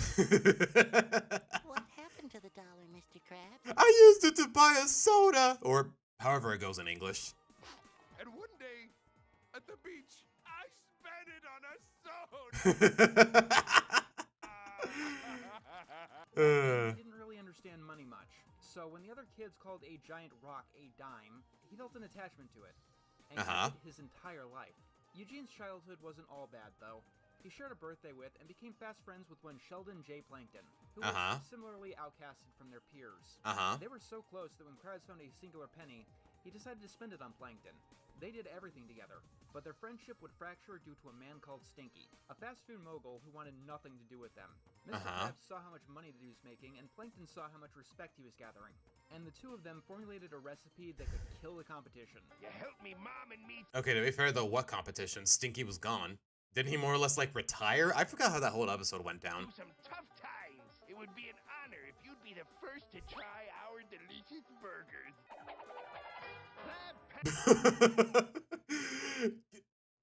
Okay, guys, can we agree that euphemism does not need to be there? They straight up killed him. Like, I know it's a kid show, but sometimes the slapstick can go that far. KO Old Man J. The resulting burger was so bad that it killed the neighborhood junkyard watcher, Old Man Jenkins. This was such a huge controversy at the time that it even hit the local papers, and it completely broke the young Krabs' life. It broke the friendship between him and Plankton as they fought over who was responsible. According to Bikini Bottom as a whole, though, it wasn't either of the kids. Krabs' parents were to blame. Custody was soon after given to his grandfather Redbeard for a time, until his mother was able to win it back several years later. Yeah, how, when, why? I completely forgot. Mr. Krabs has a grandpa who's also a pirate or something like that. As for Krabs' father, it's likely that this incident caused... Wait, they actually show his father at some point? ...to leave the family. Krabs doesn't mention his father very much to this day. Okay, never mind. We assume that there still is a tension between the two. While money was always tight during Krabs' childhood... Yeah, honestly, Boo, Golden is incredibly... Never mind the fact that I freaking hear it everywhere on the radio. Like, when people think of this movie, they just think Golden. Like, there is just... They straight up gave it the let it go treatment, even though it's not really climactic. Like, let me put it this way, guys. Dare I say it? This is what it sounds like deserves so much more recognition than Golden ever did.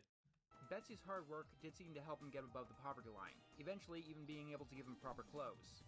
As for Eugene Krabs himself, he seemed to have a hard time finding a passion in his young life. He did create the Krabby Patty formula, but he spent most of his adolescence and early adulthood trying to find himself through various flights of fancy, from inspecting dice to be Wait, when did this happen? birthday clown.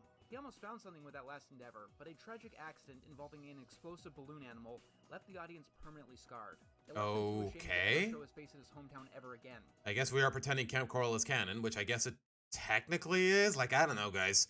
We already know SpongeBob's continuity is a giant mess. Like, it was better off when it was just pointless slapstick. He decided that he needed to get away, as far away as possible, and in doing so, he discovered a passion that would last with him his entire life. The ocean. The ocean under the ocean. The double The goo, the ocean. I don't even know what you call it at this point. ocean. All I know is it's that one thing. It's the thing that okos you in the platformer games. Inception. Mr. Krabs got jobs on various boats, but it did take a while to click. These were largely dead-end jobs. The only things a controversial man such as he could get, working as the bathroom. I love that. Hold on, play that clip again. These were largely dead-end jobs. The only things I love the fact that he keeps a complete monotone face as he's flicking plankton. He's like, okay, yeah, I'm used to this by now. Bye. Controversial man working as the bathroom attendant on the SS Gourmet. He did, however, get a job as the head chef on the SS Diarrhea, but he was like, Ew, why is it even? Is that what it's called in English? Ew. By life at this point that he just didn't care and wasn't a very good chef on the SS Diarrhea. Run for your lives, everyone! It's the appetizer! Ew, I just realized it. Oh my gosh, how did I not peep that until now? It has a foot in it. Then the war Whose foot? Who knows? happened. More fun is in the mystery, I guess. And with Krabs' experience on water and a desperation to reclaim his family's honor, he joined the Navy and actually made something of himself. He rose to the rank of Naval Cadet and won the appreciation of his crew, being known as Armor Abs Krabs. The camaraderie board helped him refine his culinary craft and actually start to care What culinary craft? about what he was putting together. He became a fairly competent naval chef. This put him in direct opposition with his commanding officer, Captain Scarfish, who ruled Wait, when did this happen? the ship with a ruthless Rhetorical question. I'm really not too concerned with the answer. iron fist, and didn't want the men to be too softened by having too many comforts. Krabs was locked up for insubordination, but Captain Scarfish's incompetence was Isn't that just... Never mind. Again, continuity, who are thou? that he ended up poisoning the entire crew, leaving them vulnerable to pirate attacks. And one particular pirate queen attacks that vessel. However, Another squirrel? I thought Sandy was a... Again, why am I questioning this? Inconsistency of how Mr. Krabs recounts his tale. He does tell us all that he did break naval code, and he ended up freeing this pirate queen before she could have been put to death. Likely because the statute of limitations has long since passed on that particular crime. Krabs is also even willing to mention that during their conflicts... Okay, either I'm crazy, or even even the lore of SpongeBob in the canon, this story feels completely made up. Pirate Queen got flirtatious with them. That is a lot to be honest with.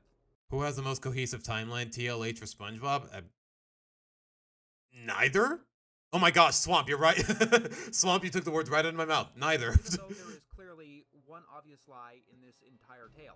Whenever Mr. Krabs tells this story, he portrays this woman as a squirrel. This is an obvious problem as squirrels can't breathe underwater. And yeah, she's not wearing the helmet, no nothing. This could have been any generic ladyfish and you would have been fine. Why did it have to resemble Sandy? Technology was just... Were they just being lazy with making a new model a new render from scratch? I don't know, man. Not up to snuff. Probably. The woman couldn't have possibly been a squirrel. And Krabs telling us the story at all clearly means that he's not interested in protecting his honor, especially so late in his life. The only assumption that I can make was that this lie was to protect her honor, because I don't think this pirate queen was a squirrel at all. Oh. Hold on, let him cook, It's just a theory, but I have to believe that this pirate queen was a whale. Why else would Mr. Krabs abandon the Navy and try to become a pirate himself? He gets at the Krusty Krab, and for the next few years, he is looting and plundering. Somehow I get the feeling that, just like with me and TLH, I feel like he's looking more and more into this world building and this lore, more than the writers ever cared. So, is it really worth acknowledging? Even letting his grandfather know what he's doing. It'd be strange at the best of times for a now decorated naval officer to give everything up. But Mr. Krabs has been known to abandon rationale when struck by love, even in his modern life. It's also worth stating that Mr. Krabs never really speaks much about his wife. He doesn't even usually say her name. Did he ever even have a wife? I was kind of... Okay, guys, I was kind of always under the impression, or the guys, that Pearl is just adopted. And if But talked about her, there's I guess so much not, them maybe? figuring out how infamous she really was. In Grandpappy the Pirate, Mr. Krabs says that the reason that he gave up piracy is because he wasn't turning a profit, which That's doesn't it? make sense considering how greedy and shrewd that Krabs is known to be throughout his You entire just, bro, this guy's name is synonymous with greed, and you mean to tell me he couldn't just, that couldn't drive him to just keep being a pirate where you basically get everything for free? I don't know, man. life. This piracy arc goes on for years, by the way. I guess he was just unlucky? I have no idea what's going on here. Fighting fearsome beasts like the abominable snow mollusk. Mr. Krabs says that he eventually sold the pirate ship because he wasn't turning a profit. However, I have to believe that he gave up and sold his pirate ship around this time because this mystery woman died. Either way, after these pirate adventures, Mr. Krabs fell into a deep depression, staying secluded in his home. The war and the death of his lover must have weighed heavily on the man, especially since he didn't have the heart to tell his grandfather that he had retired from piracy. To make matters even more tense, he was also a new father at the time, and a new single father, as his daughter Pearl had only been born just a few years prior. Eugene. But how does a no.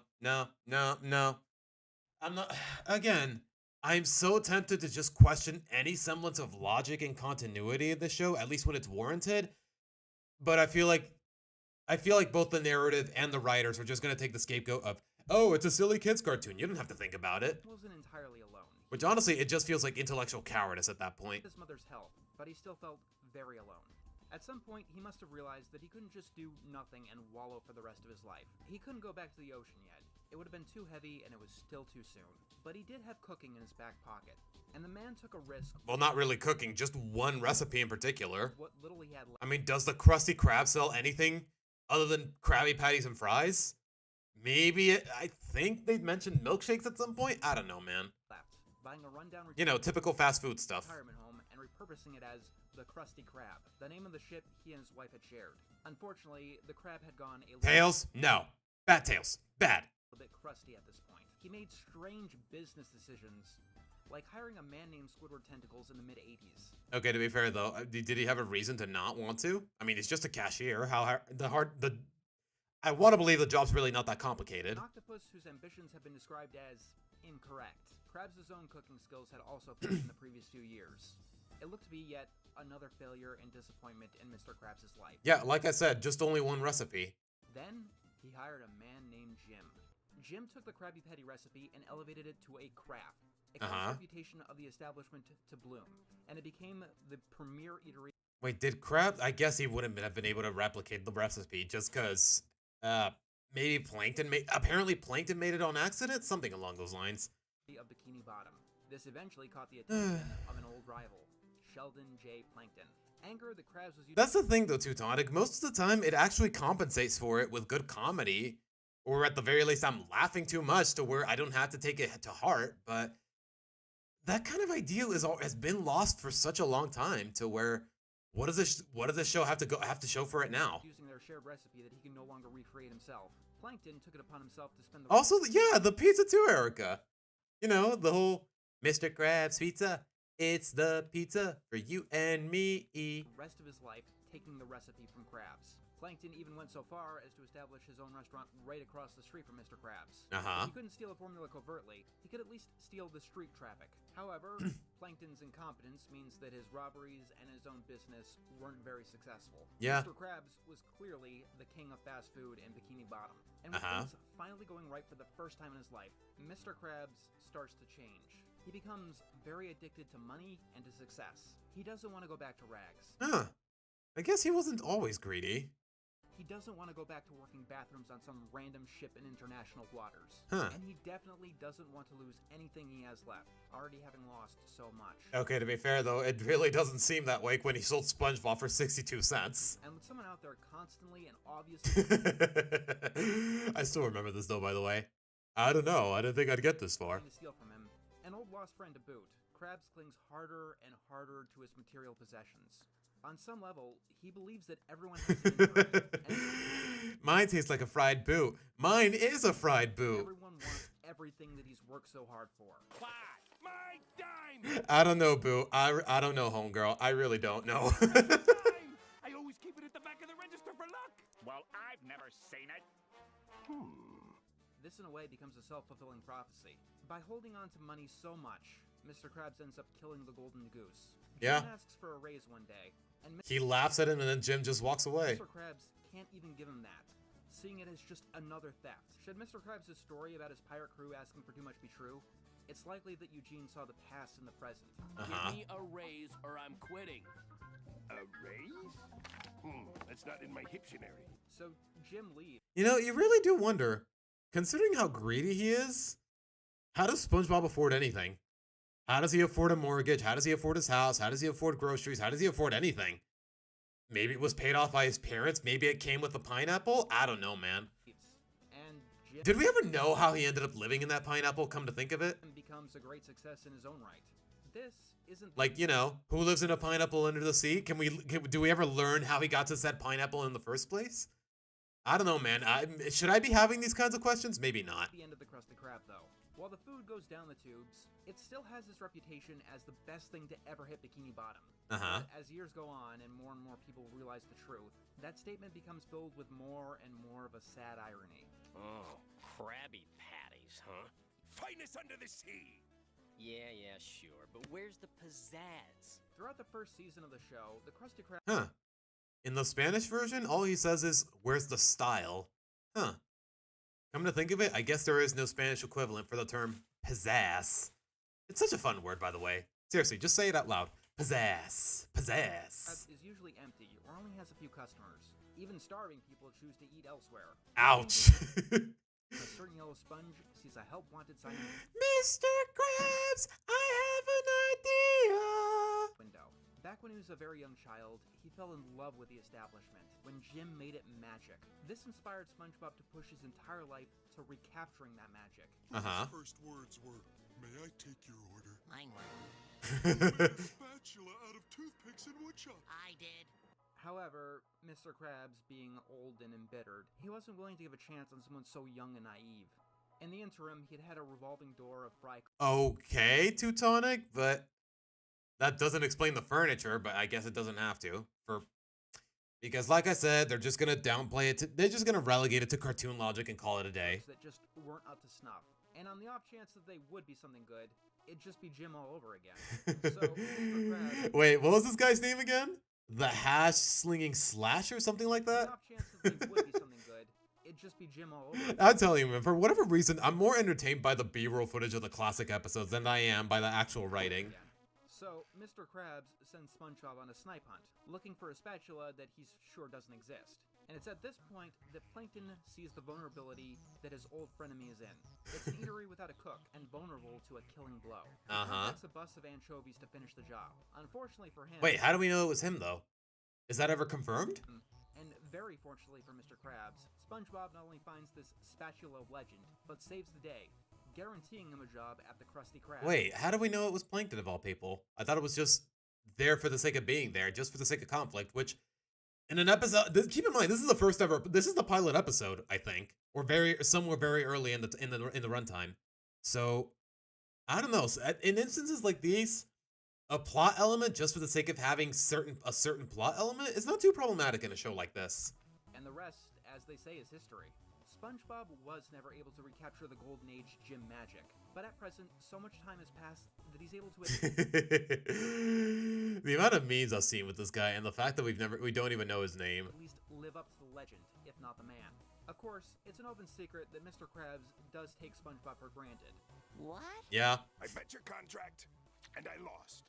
He does seem to understand that SpongeBob is the reason that the Krusty Krab is successful again. But Like, you would think after that whole incident with Jim, he would be a little more tactful of his fry cook, but I guess he just can't learn his lesson for the life of him. it never does seem to occur to him that SpongeBob And you could argue it's the kind of show where he never has to, just because, hey, is this show ever gonna end? Probably not. could go Jim They gotta keep sparking conflict just for the sake of sparking conflict, even when it makes no sense. anytime. And it's only in Krabs' good fortune that SpongeBob doesn't realize this either. When things are going well, Like I'm telling you, man, every narrative, every setting, every semblance of lore and world building, it has its limits. Every show has to end at some point. Otherwise, you just get crap like this. Mr. Krabs tends to have too much confidence that things will stay that way forever. He has a reason to. What next? Sequence milkshake? bow tie French fry. Because when Squidward quit, Krabs completely won in the dispute. Spare change, ma'am. Spare change. I cannot unhear that edit where he says, spare coaching, ma'am. No, okay, I am not repeating that. Golly, man. Krabs has a tendency That's so wrong, but it's also kind of funny. to assume that things will keep going his way, even if he knows that things are starting to tip. Like during the time both Squidward and SpongeBob went on strike, causing team members to quote-unquote wreck the place. Krusty Krab, unfair. Mr. Krabs is in there. Is that how it went in English? I don't know. Like I said, guys, I watched that in Spanish. Confidence also leads him to doing some callous or rash things. He's gambled SpongeBob's contract in an illegal poker game. He's changed his menu or even his type of business on a whim. Yeah. Illegal or immoral. Suddenly it's a hotel now. Although, okay, to be fair though, that's one of the few post-season 3 episodes that I actually really like. Freaking Krusty Towers. Just cause I don't tell you how to, just cause it actually sparked some memes. It actually gave us it was actually really funny. Why do you have a suitcase filled with rocks?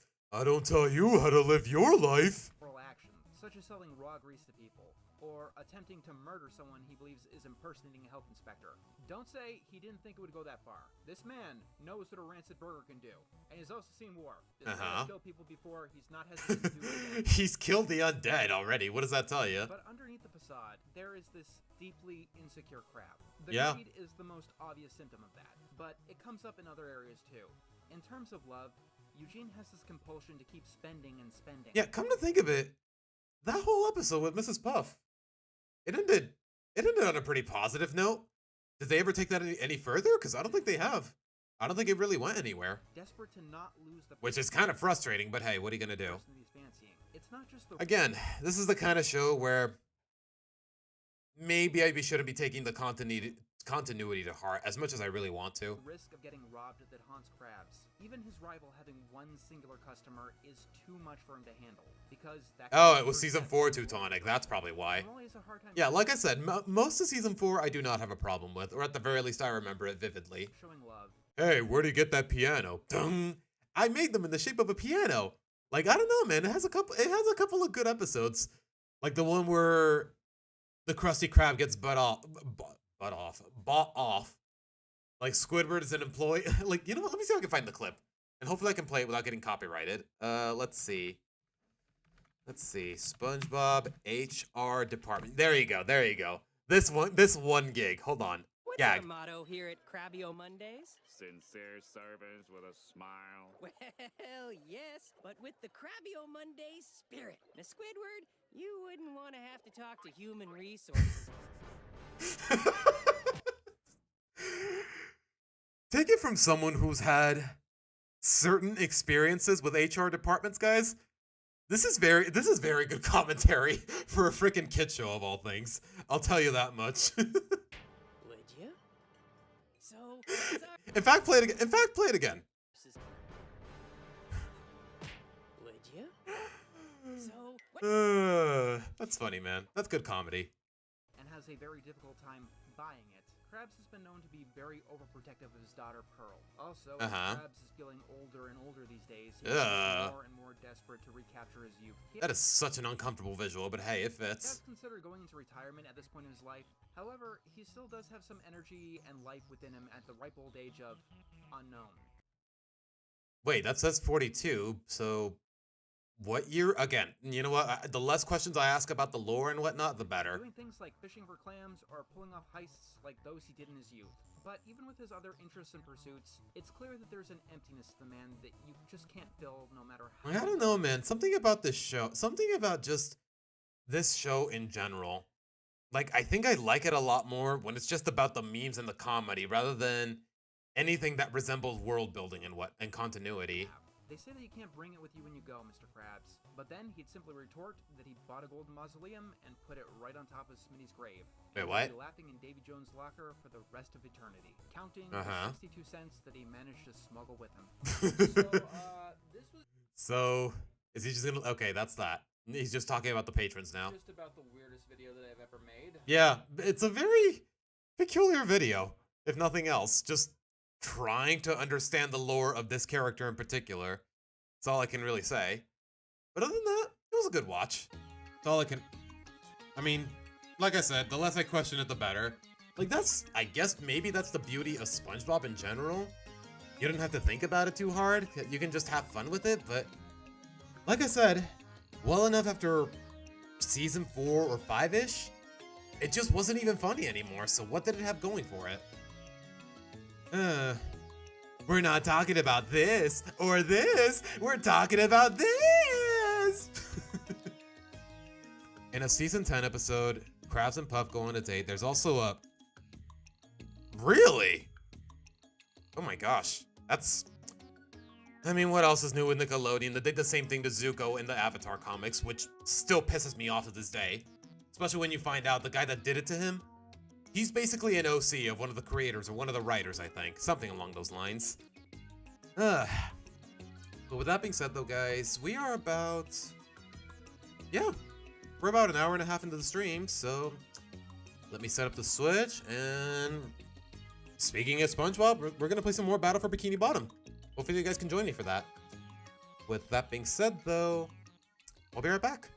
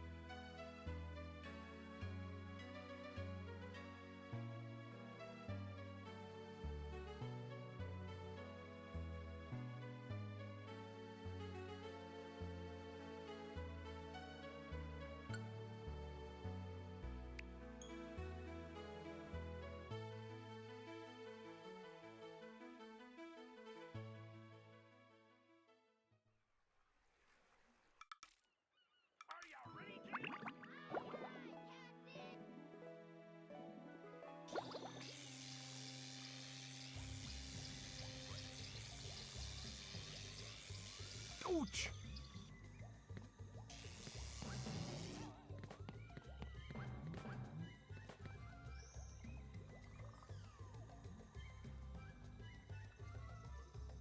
I just realized my mic is muted. I'm sorry, guys. Okay. What was I saying? Yeah, why is it always the freaking OCs? Why? Every freaking time. Happened with Zuko, it happened with Luna and Sam, because we already know Sam's design is based on an actual staff member. It happened with freaking Blossom in that one Powerpuff Girls reboot. And there, it's even more questionable because apparently the person it's based on is not the writer itself, just someone in the staff thrown in there as a joke or something. Like, it is just red flag after red flag in this freaking industry. And you know what? Considering the kind of reputations with people with big names like Dan Schneider, did we really need to go in that direction? I don't know. All right. Okay, surprisingly though, the capture card's not crackling. Okay, throw that in there. Kill you. Right, we gotta find the other tikis, and... Where did I leave off last time? Right, I died. I literally killed myself at the end of the stream. Okay, that sounds really weird out of context, but you know, y'all know what I mean if you were there. Just check the VOD. Wait, how am I supposed to reach that? Hold on, hold on.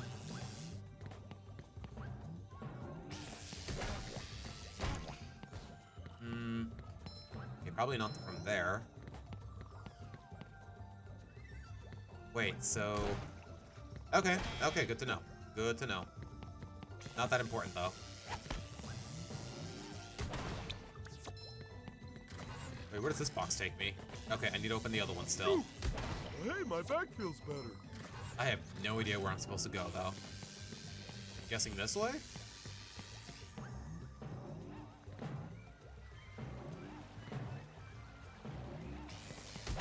Ouch. Oh gosh, that was my bad. Bad aim on my end.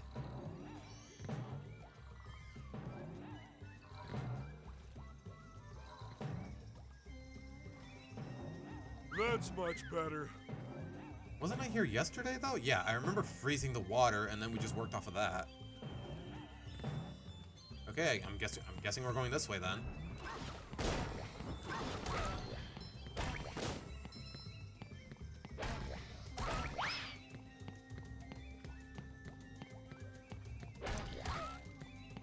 That's that. Okay. Another NPC. Oh, it's another camper. Oh, right. I'm not gonna lie, guys. I completely forgot about that mission. I don't think SpongeBob's underwear fits quite right.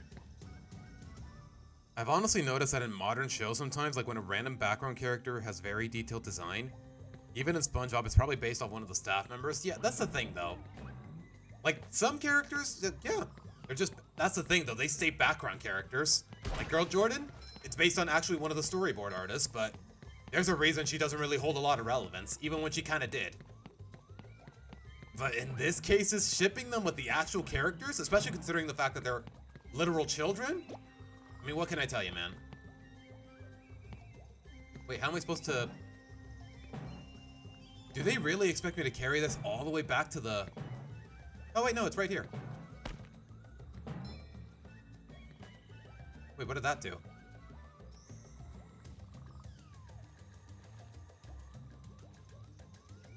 I can't even tell if I'm holding the rock anymore. No, it's gone.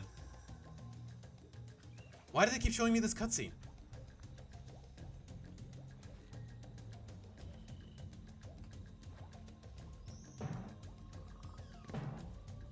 Wait, isn't this a dead end? No, I don't care. Go away. I think I'm dead. Yeah, I'm straight up dead. Okay, that is a bug and a half if I've ever seen one. And keep in mind, guys, this remake is from 2020. I guess we gotta kill this guy all over again. I'm not gonna lie, guys. Out of all the areas I've been to yet, this is definitely the most buggy, or the most convoluted. Both, technically. Have I watched Ben 10? Not a lot, Arian. I really haven't. Like, I know it's a really big cultural phenomenon, especially when it comes to classic animation. Or, I mean, classic by Gen Z standards. But I could never really get into it. Even though most of my friends could. Okay, so... How do I get this out of here? Maybe this way? Like, I know it's not that way, because I more or less just glitch out or whatever. Do I just... What if I... Does it break when I throw it? No. Okay. How am I supposed to get out of here, though? I am so confused, I'm not gonna lie.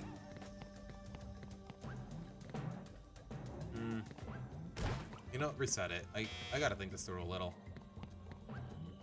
I would just take it through the box, but the fact of the matter is, I can't jump when I'm holding it. What if I throw it into the box, though? Nah, probably not. It's worth a try, though.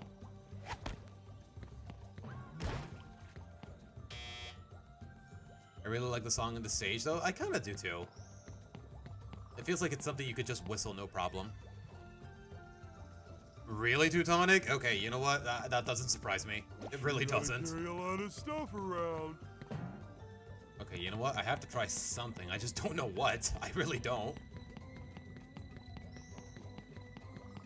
Yeah, this is a dead end. So... Ooh, and I can't jump as long as I'm holding this, but I need to get it across the water.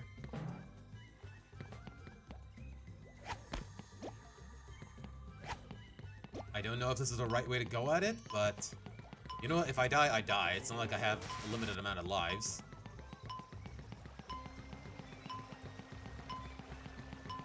Gotta be a trampoline around here somewhere. Right?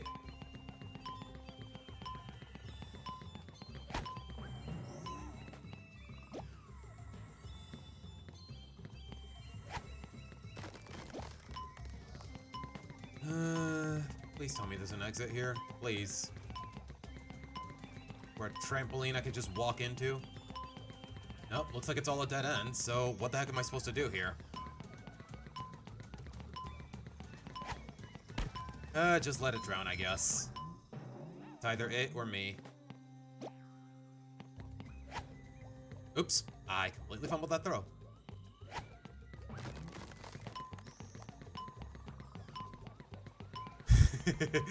I love the fact that he's so happy as he's sliding through the ice. That's kind of cute. Seriously, look at him, guys. Can I make it? Probably. Okay, I can. Well, I'm not gonna lie. Okay, we're back to our original problem, guys. I feel completely lost.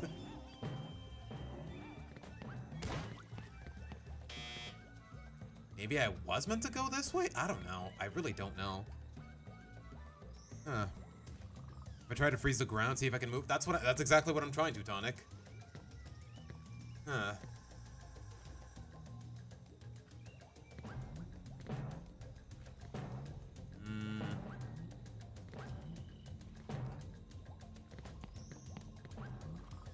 You know, let me look around the frozen lake a little bit. See if I can get some intel. Yeah, nothing I can jump on. Maybe I meant to take the box back? Hold on.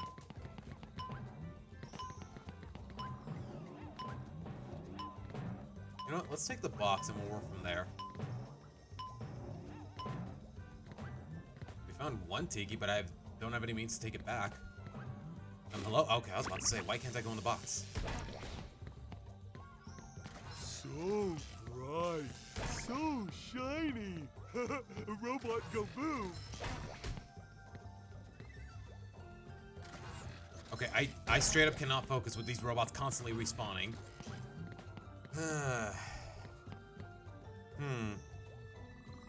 I am now making brownies and nobody can stop me! Yo, wanna share some? I know that's not possible, but you know what I mean. And apparently there's a spatula up here that I can't reach. I love the way they panic with the robots like they've never fought them before. Like, look at him. Look at his stupid face. Patrick, why are you panicking with robots that you fought hundreds of times before? I don't tell you how to live your life. Okay, we found a tiki, but... what good does that do? Wait, hold on. Hold on.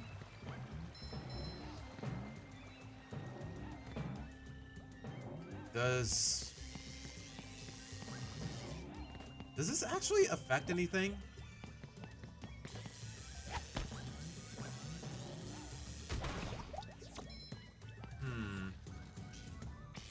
Go away. Does throwing one tiki actually affect the platforms anywhere? I don't think it does, but I want to test that theory.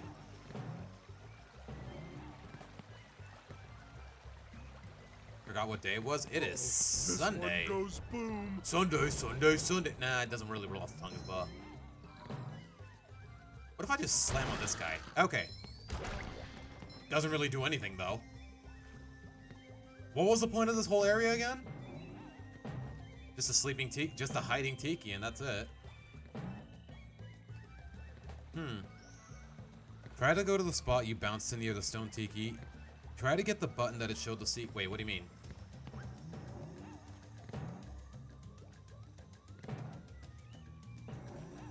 Clean as a whistle. Clean as a whistle. Something about the line deliveries in this game I actually do enjoy a lot. Okay, this is back to where I was before. It's more or less a dead end, just because of the high ground and whatnot. Woo! Up we go! What if I throw it across? Wait, can I actually throw it in midair? Probably not. Nope.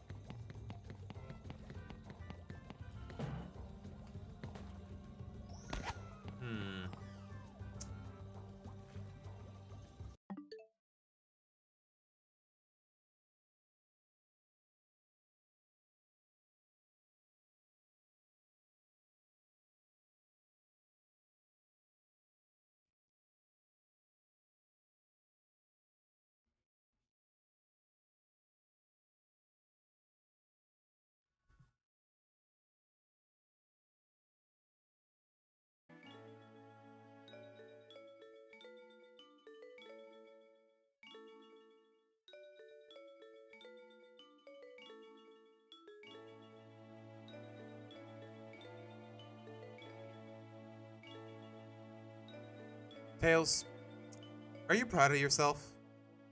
Are you proud of yourself? Are you proud of yourself?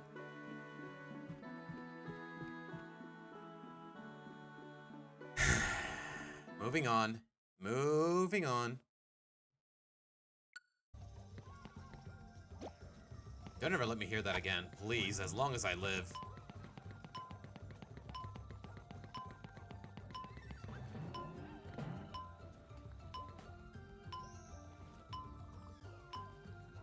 Why does it keep emphasizing that area? And also the timer's still going, so yeah. Move! I'm dead. I'm so dead. I'm dead!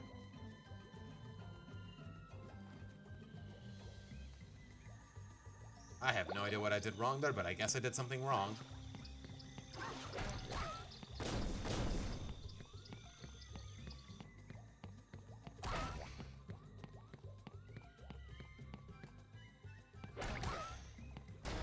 That's that.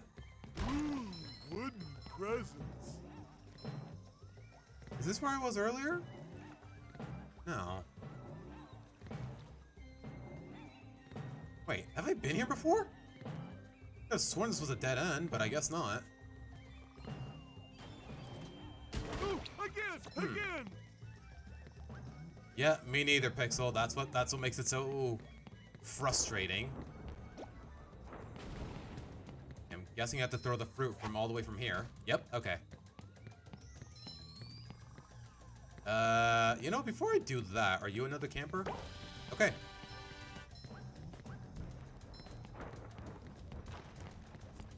I guess I really have no choice. Also, hello, Pixel. Welcome to the stream. Okay, I'm guessing that's what I had to do. I'm not supposed to be able to deal with the tikis yet, and I also need SpongeBob.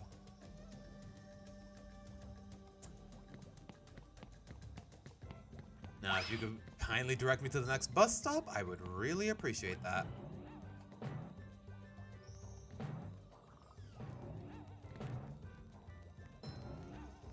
Okay, am I crazy or is the capture card crackling? I'm probably crazy. Oh, this guy's just dishing out the dogs, isn't he? Wait, he's just gonna... Alright, be my guest. I'm guessing I could have just one-shotted him with the throw fruit, but where's the fun in that?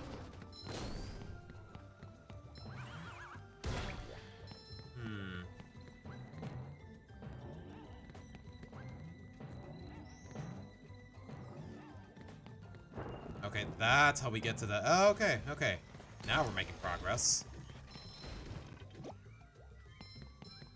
Alright, throw that one. There he goes. There goes that. That still doesn't solve the other problem. How do I get the first one across? Or the second one, I mean. The third one. I don't know.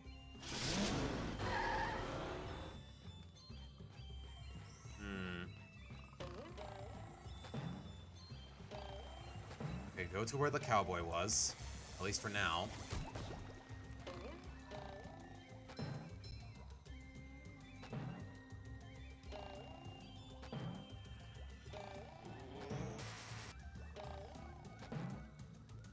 This is where he was, wasn't it? Yeah, because I remember there being a freaking junction. Oh, sparkly! Also, I am broke on shinies again. Even though the reason I did this area to begin with was to get shinies for the other one. Oh well.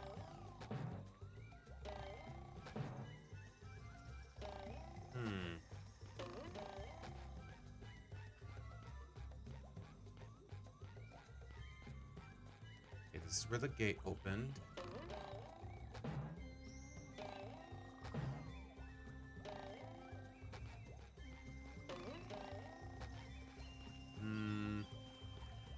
It's just a couple of shinies. It's not really... Okay, it might just be worth the trouble. Hold on.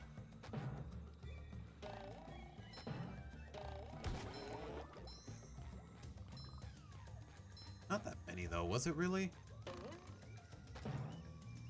Hold on. Wait, is this a dead end? Am I not supposed to make it for... Oh, gosh. Okay. I get it. Sure.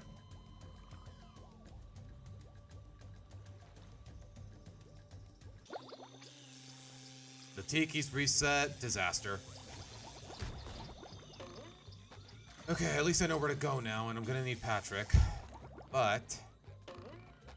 maybe I do. Okay, not yet. You know what? We'll worry about the Tiki's later. For now, take care of the other missions.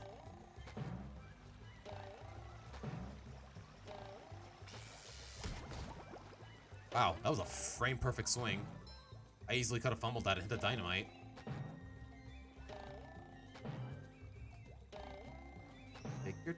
Take your time. Don't rush it. I may as well kill this cowboy, though, just because I said I'm really low on shinies.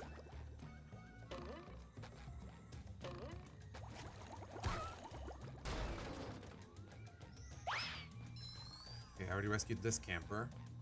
I thought it would reset just because I just got myself killed there earlier.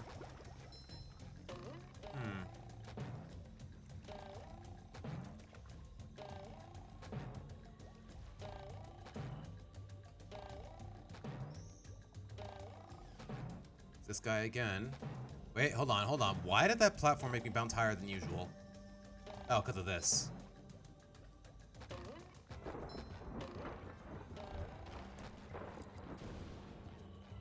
Steady.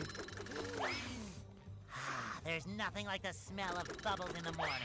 Smells Wait, like he just deflects it? victory. Are you kidding me? Okay, I was about to say. Did I not already rescue you? I did.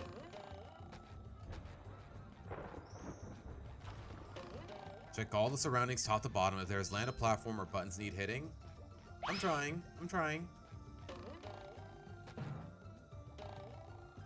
Okay. Point of order.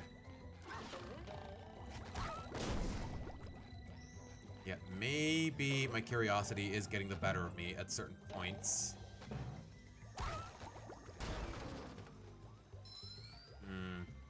Where's the bungee hook again? Oh, there it is. Ultimate wedgie experience. Wait, it's not even for a spatula. It's just a bunch of shinies. I can't be too mad about that, actually. Really not that many, though.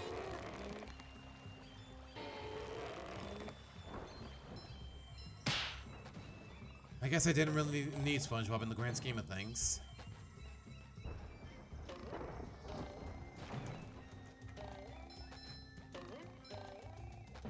There's the other Tiki. I need Patrick for this. Wait, what about over there, though? Okay, that you just go in. You go in there from another direction, from another area. Okay.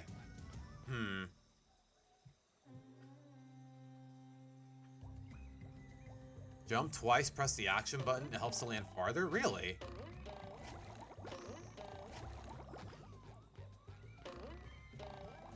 Okay, not that far, though. Oh. I'm bad at this game. Have I mentioned that? I probably mentioned that a lot. I'm ready, I'm ready, I'm ready. Oh, boy. Okay, first things first. Get me Patrick. Get me Patricio Estrella. Okay, it's a dead end. Hold on. Hold on. Okay, I see it. I see it. You do get a little more air when you're attacking. A little bit. Not too much, though.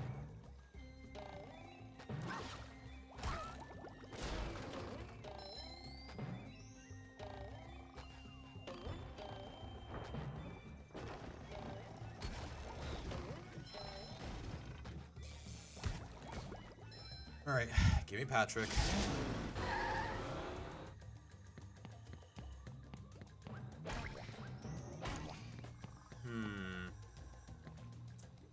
Okay, let's do the one Tiki and hope for the best with the third one. Because we can take care of the second one, no problem. We already know where it is.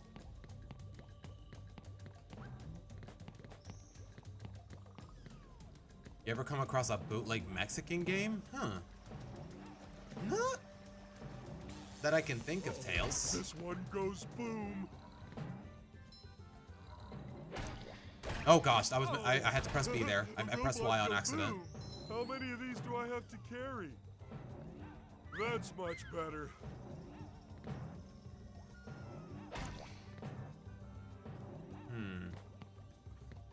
I don't think of it. What is the point of free? Okay, it was to get that spatula, but I'm guessing I don't need the frozen water anymore.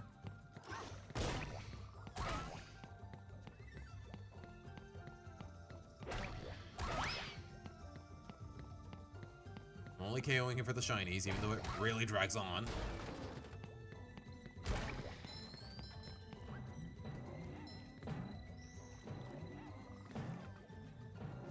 I just realized Patrick's jumping sounds are freaking... They're actual sound effects from the TV show. It's kind of hypnotic. Steady.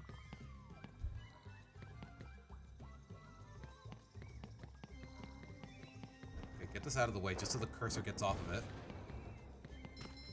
And I threw it too late. Okay. Yeah, family visiting? Alright, Boo. Thanks for stopping by. Do what you gotta do, homegirl. Do what you gotta do.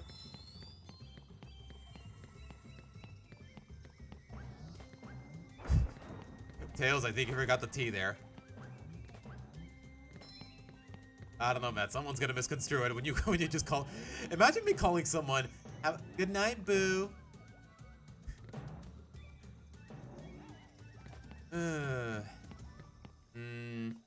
Oh wait, I just realized. Wait, we're suddenly a sock. How am I supposed to reach that though? Yeah, there's no way I can reach it by normal means. So, eat the fruit? Nah.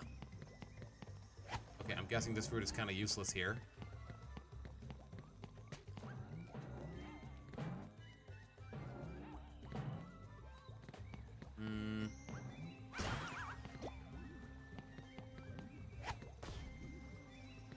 I have no idea what I'm doing here.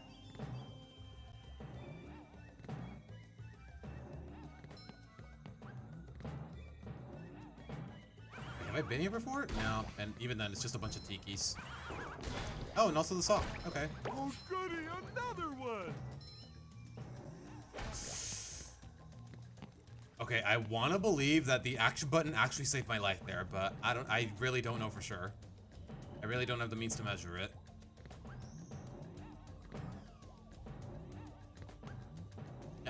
Okay, either I'm tripping or I've definitely heard that sound before at some point in the TV show. You know, the whole at least the double jump sound. Wait, can I throw it from here? Okay, I can. But now what?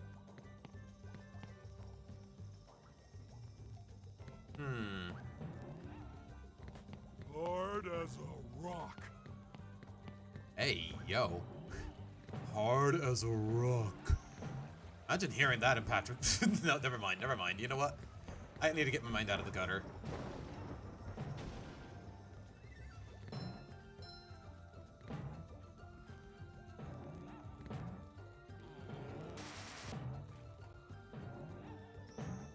Okay, again, I'm not entirely sure where to go for the last tiki, though.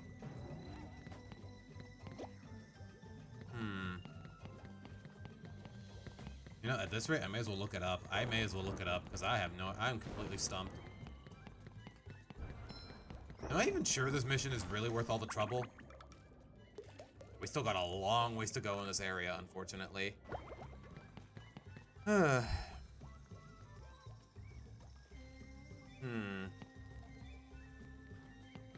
Okay, why is this vine even here? It's just in the way. Wait, why is there a target here? Hold on. Hold on. We sure gotta carry a lot of stuff around. Why is there a target on the floor here?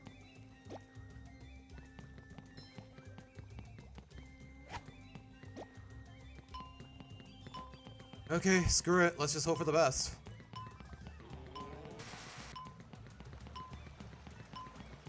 Ten, 9. Yeah, I have no idea where I'm supposed to be going here. You know what? Let's just try to look further up ahead.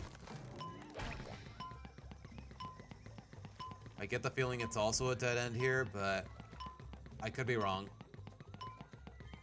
But I really don't want to do that all over again.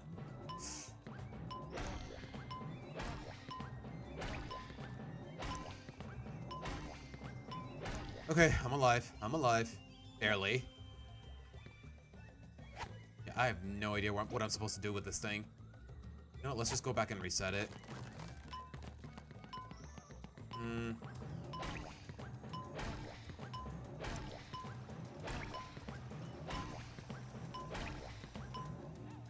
Oops, I did not mean to body slam. That took up so much time. Ah! I don't care about this cutscene. And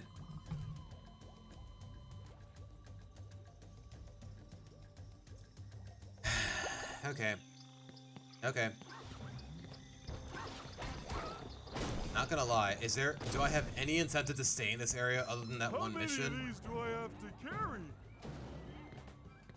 You know, screw it. I'm just gonna look for the rest of the spatulas. Forget this one.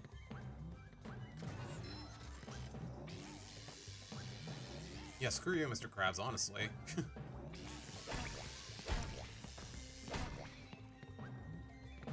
I don't want to see what else the rest of the place has to offer.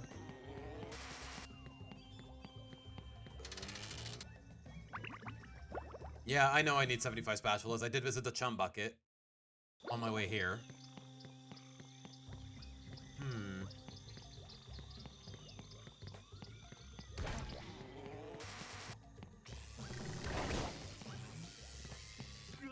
Ouch. Okay, I guess I need SpongeBob for that. Uh-oh, this one goes boom. I don't think SpongeBob's underwear fits quite right. Ouch! Why do they get iframes and I don't? I don't know, man. I really don't.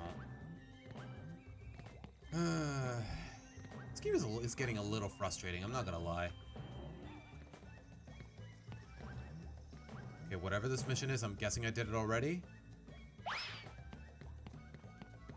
Okay, where's the bus stop? Please tell me there's one here. I'm gonna think of it. What does Patrick do here? Okay, the same thing. Never mind.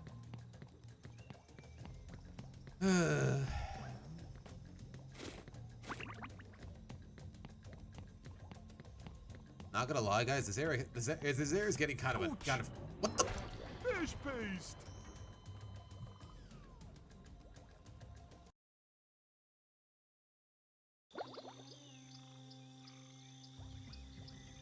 That was very tilting.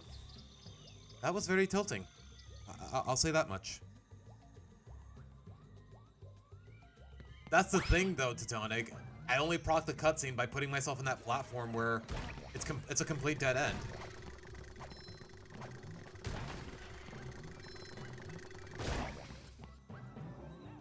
let's see.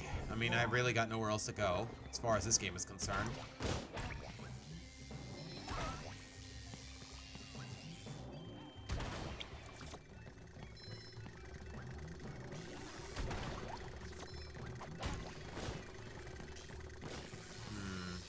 I will crush them.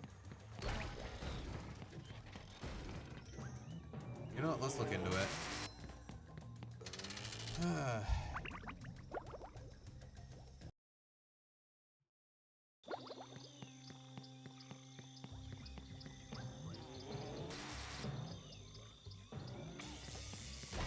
Oh, again! Okay, Tiki number 1. We know where Tiki number 2 is. The Tiki number 3 is the hard part, though. You know, I'm gonna try to pay attention to that cutscene, but I'm not making any promises. It went boom.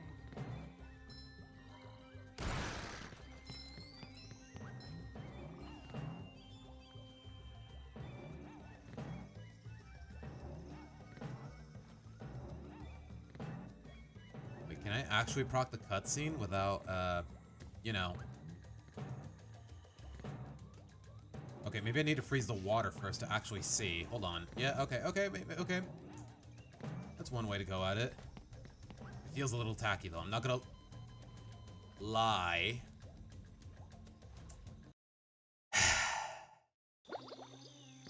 Okay, that one's on me. That one is totally on me.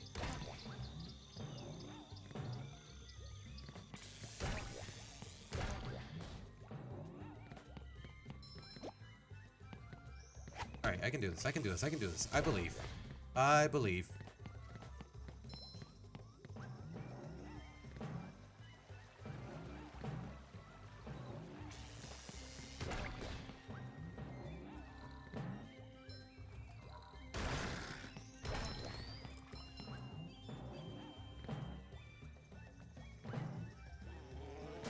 Ow! Clean as a whistle. Jerk.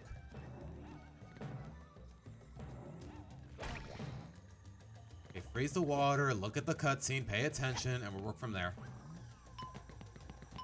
It was this one, right?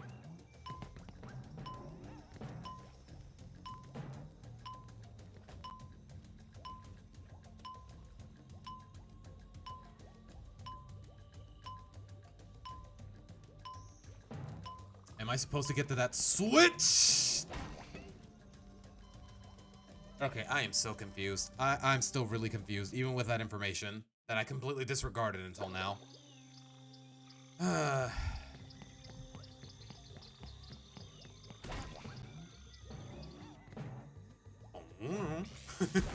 telling you, man.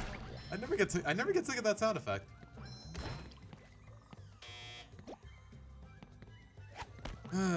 You know what, screw it. I'm just gonna look it up. I'm just gonna look it up. I don't know. This game is just way too ambiguous about it. Let's see. Battle for Bikini Bottom. Stone Tiki. Yep. I just type in the word stone on the YouTube search bar and we get it tells me exactly what I'm looking for. Let's see.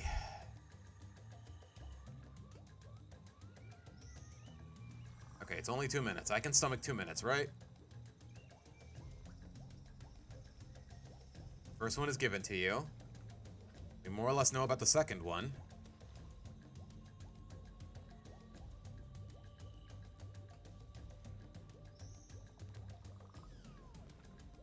Hitting a switch?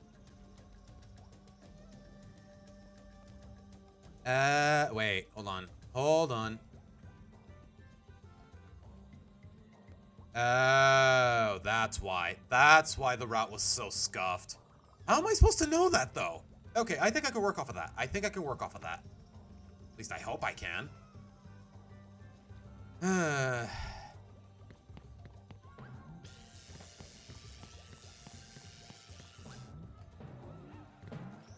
You know, that's how I'm feeling right now. Like, I feel flabbergasted, but I also feel really stupid.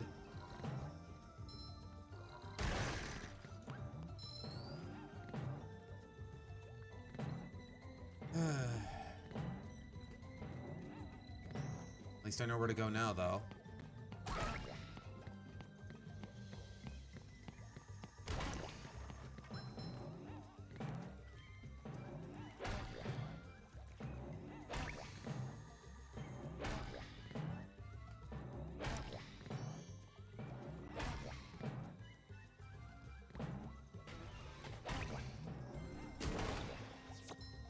It was this way, right? I remember it was a higher ground. Not sure this is the way to go at it, though. No, wait, yeah, it is. It kind of is.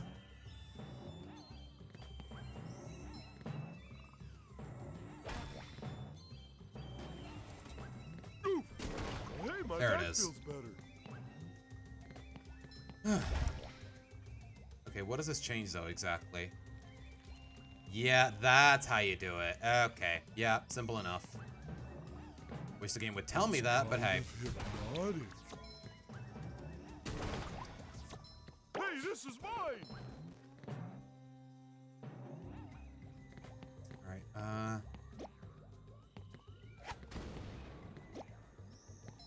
steady. There you go. Alright, let's do the second one first.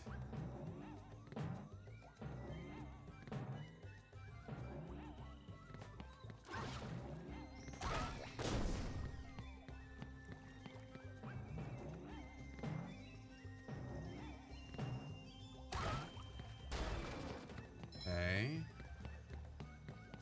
Just like it was before. Just like it was before.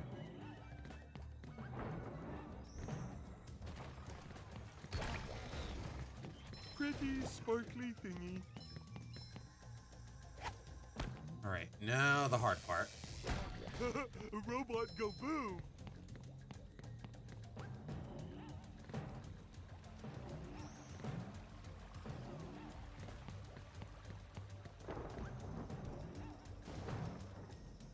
Easy. I don't know why it makes me bounce so high. I only need so much height.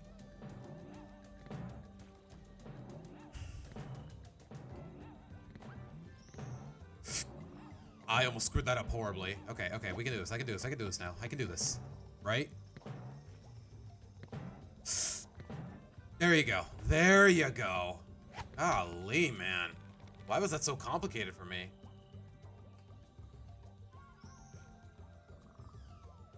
Ugh.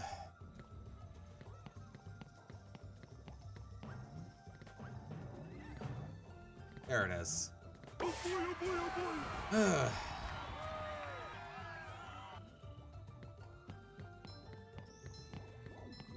Tartar sauce robot, or I know they have proper names, but still. I didn't go out of my way to learn them.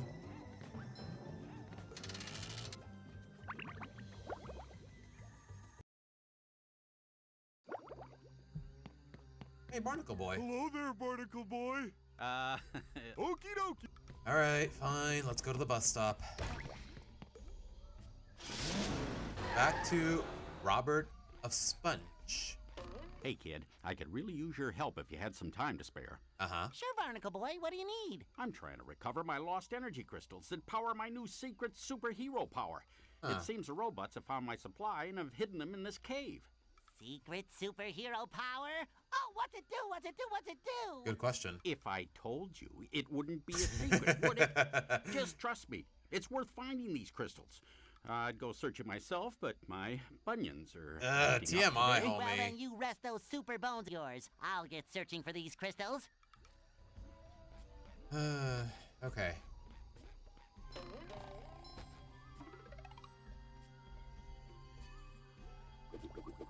Ready? I missed. It's practically point blank and I missed. There you go. How many left? Just 5. Okay. I can do this. Right?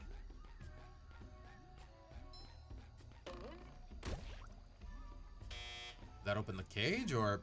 Oh, it just resets the tiki. Okay, maybe I do need... Okay, I do need Patrick then. Don't tell me I have to keep going back and forth in circles. Grab one character, do one thing, go switch to the other character, do another thing. I don't like that. I don't like that kind of game design.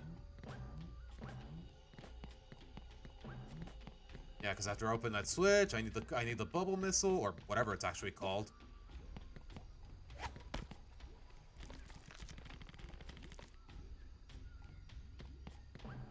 Or maybe it's not that simple. Hold on.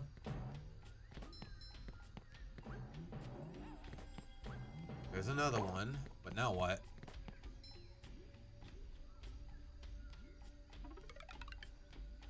I'm guessing if I get off of it... Okay, now I need SpongeBob. Now I need SpongeBob. I don't like that kind of design, but hey, what are you gonna do?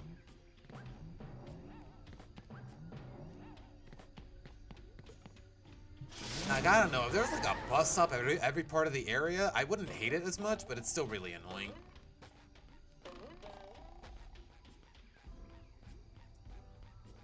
Alright, at least the Tiki didn't reset when I switched characters, thank goodness.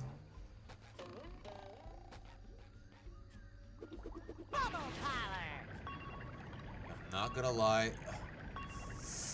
Yeah, I'm really bad at these controls, but at least there's no rush. I completely fumbled that.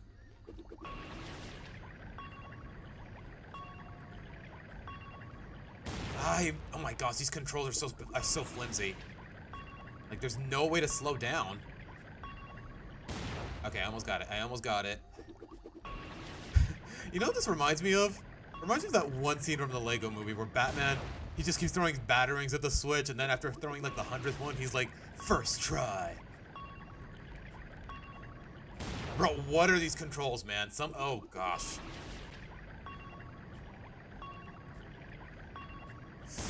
Yeah, I'm bad at that. Oh, no, we got it. Okay. Barely.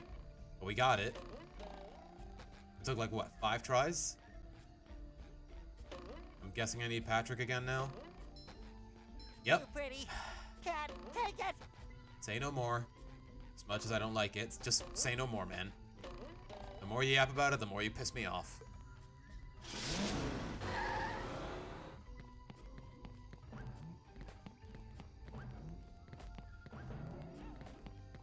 Okay, why does Patrick's running sound like he's actually wearing shoes when he's completely barefoot? I've always wondered that, but I'm not gonna fret over it. Like, y'all hear it too, right? Easy. Wait, hold on. Let me get rid of this bozo first. Alright.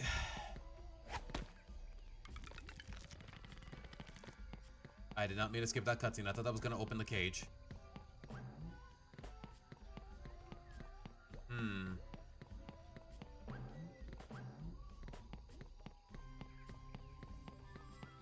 So I'm guessing I need SpongeBob now for that switch. Hold on. Let's see what's up here. Okay, no, there's the crystal. Okay, I still need SpongeBob though. This is such a chore, man. Golly. Yeah, I think I can safely say at this point this is my least favorite area in the game yet. I mean, for all I know, it could be worse though.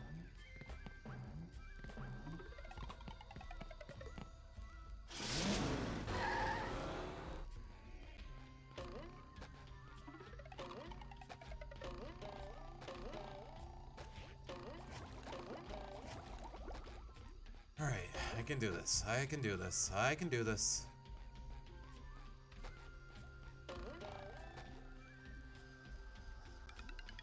Okay, that answers that.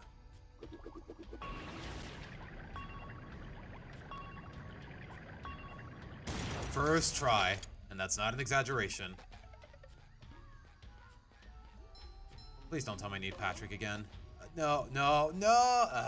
Okay, fine. See, if there was a bus stop, like, right here or whatever, like, I wouldn't have a problem with this mission. I hate it when the game makes you backtrack so much.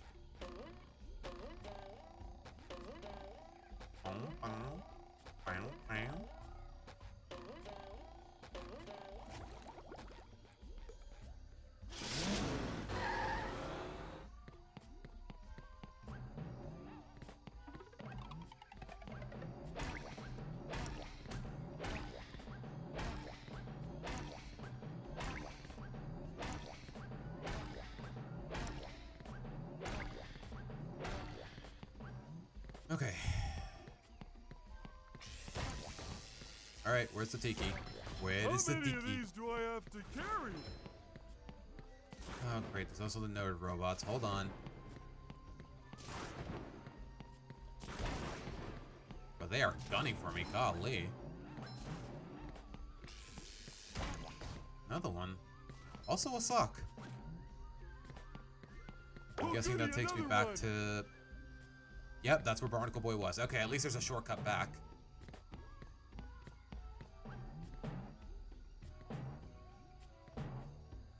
I'm guessing this opens the cage. Or a cage. Okay, for that I need SpongeBob.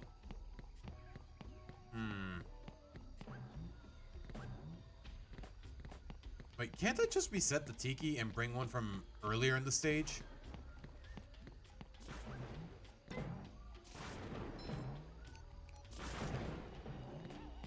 Ow! Wait, can't I just hit him in the air? Or I die trying. You know, one or the other. Oh boy. Oh boy.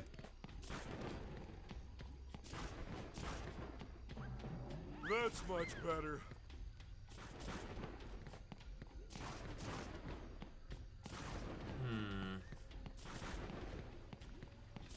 Okay, I think I know where to go from here. Sorry, I guess I just got a little too distracted at first.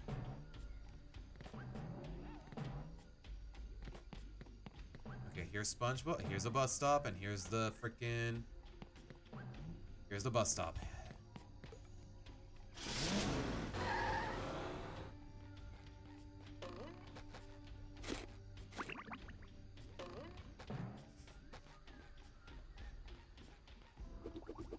SpongeBob to mission control. The launch is a go. Okay, I got it. Never mind. I got it. Okay. Somehow. Wait, am I crazy or did it not go green earlier? Wait, what did I... Oh, okay. Sure. Have it your way, game, I guess. Hold on. I could have sworn that went green for a second there.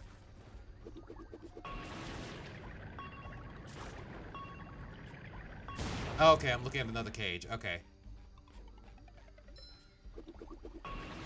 Am I, though? I sworn I went for the... Yeah, okay, that's the one I got. Never mind. What did it unlock, though?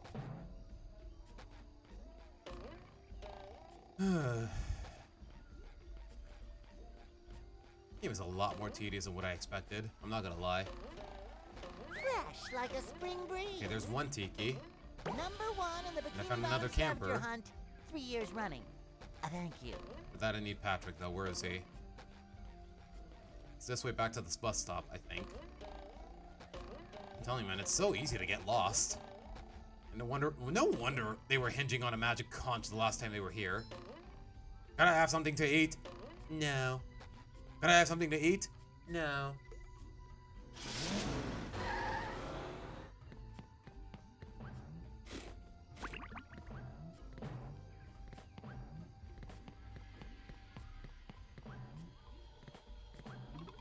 Now the real question is... Okay, I'm guessing the Tiki doesn't go to where I just went because I can't climb those platforms. I can't jump while I'm holding it, I mean. You just run for your freaking life, Patrick. Okay, there's one.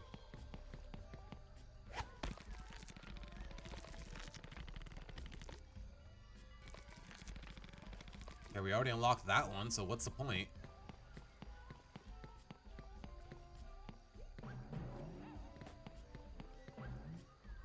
Oops.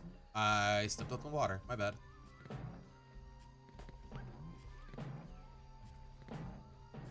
Okay, I need to take a fruit here. Or maybe another Tiki? I don't know, man.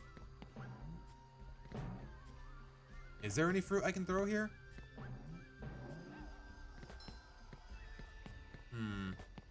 Maybe one from the previous area? I don't know. No, wait, no. Here we go. Here we go. Up we go! Wait, can I even walk up of this? No, I can't. So... And also the fruit has a time limit. I forgot. Hard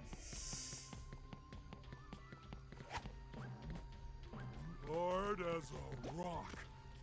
Wait, do the platforms reset if I... Yeah, it seems like it. Yeah, okay, they do reset. So... There has to be one closer, hasn't there?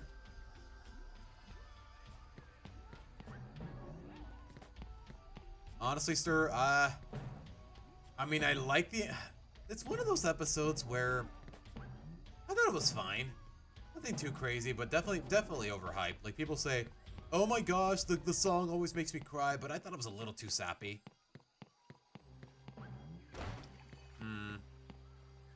Wait, does it have to be a throat fruit here, or can I just use another tiki?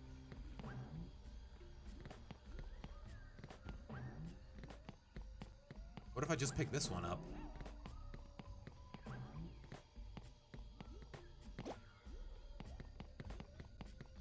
Because the gate's already open, so I probably don't need it anymore.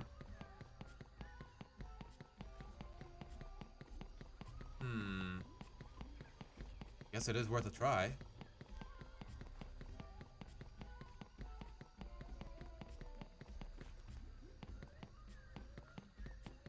Wait, how do I not... Am I just not supposed to have a means to get to that? Hold on. Maybe I'm missing something.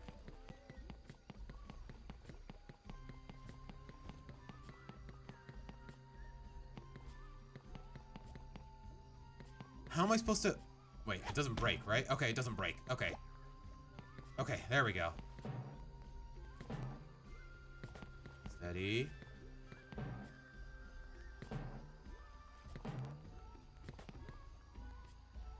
Okay, this is so much easier than using the fruit, because those have a time limit. How am I supposed to unlock this, though? Can I just throw it from where it is? Can I just throw it from here? Apparently. Do I just grab another one from earlier, or... Okay, it's not gonna despawn, as far as I know. Well, let's work with that.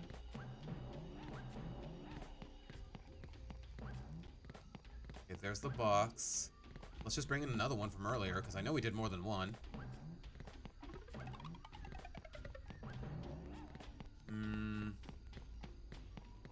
Okay, this is the first one, right?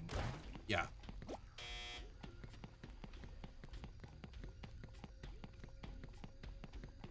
I get the feeling... Okay, no, we're good. We're good. I keep forgetting I can throw these things without breaking them. Honestly, I like that way better than the watermelons.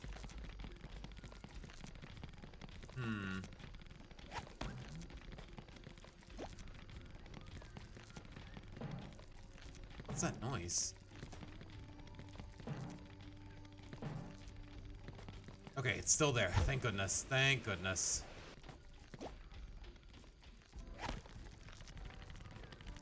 Seems a little excessive, though. I'm not gonna lie.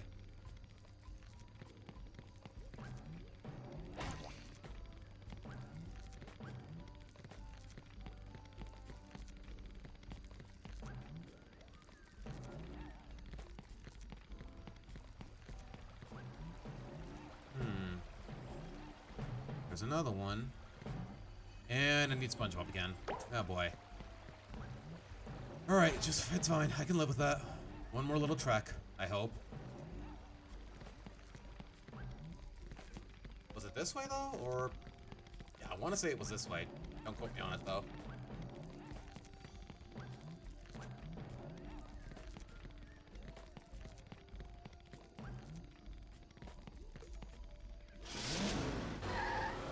Okay.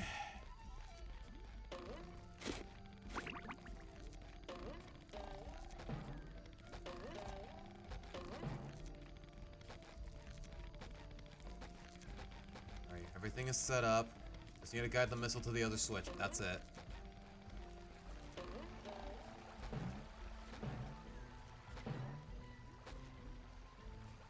Yep, that's about what I expected. Alright. Say hello to my little bubble friend.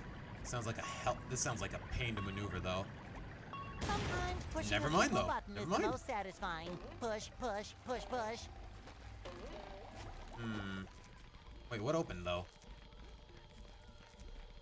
Because the game didn't really even show me. Okay, it's this one. Good. Okay, we're done here. Actually, no, we're missing one more crystal. But I'm willing to bet it's either... Okay, it's either hidden here somewhere or it's further up ahead.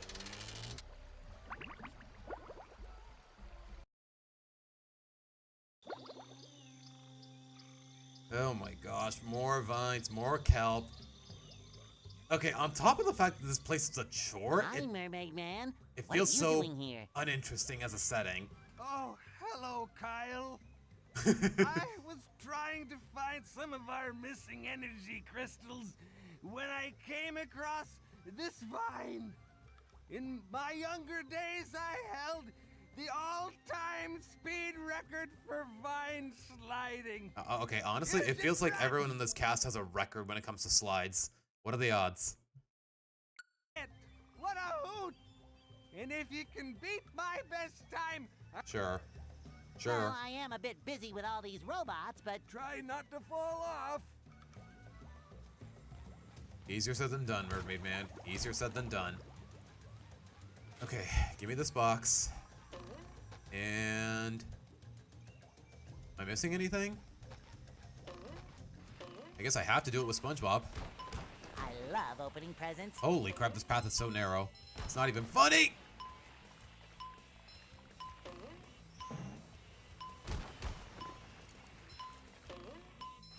Ultra combo!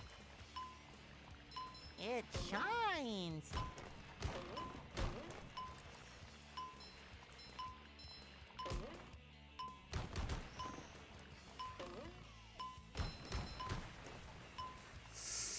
Holy crap, it is so much easier to fall off here. Looks like I'm getting the hang of it, though. I'm just a little worried that I'm not going to beat the record.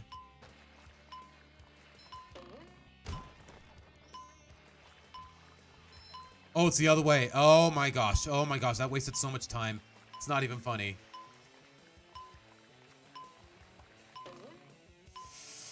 Live life to the extreme! Or whatever that snowman said.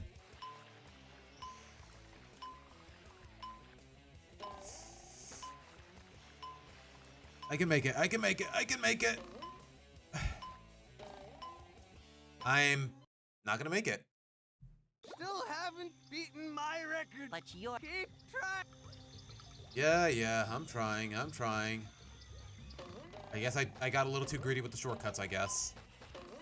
And the jumping. And pretty much everything. Like, I don't know. I saw the Tiki's all on the right side, and I'm assuming, hey, maybe you're meant to go that way. And I was kind of right.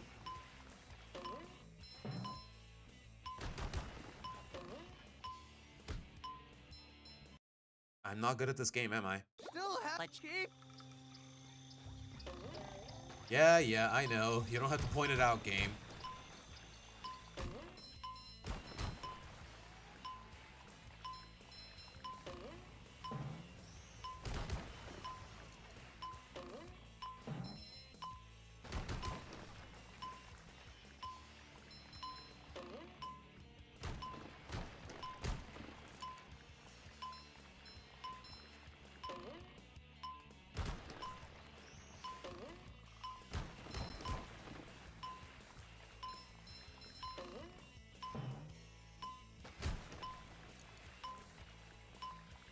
Okay. Sorry if I'm not talking much, guys. It's just that, well, this game has really been provoking me. How does it... Okay, sure. Still haven't. Okay. Keep. Sure, man. Sure. I see how it is. Okay, maybe I was meant to go the opposite direction as soon as I get to that shortcut at first, but I don't know. I'm telling you, man, I hate the fact that I keep have to working off of theory after theory after theory, just because the game is not clear enough about what it's trying to tell you. Like, there's a fine line between subtlety and just being too secretive.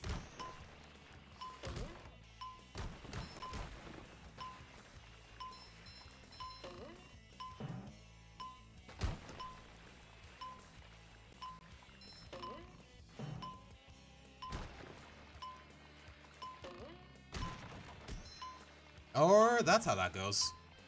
I really don't know at this point, but you know what? I nailed the shortcut. That's all that matters. Don't try to take more. Don't try to take more. At least I hope I don't have to. I feel like they kind of expect me to take at least more than one.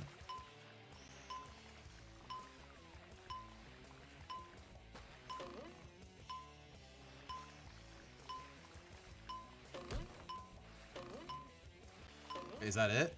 Wow, okay. That was a very pivotal shortcut.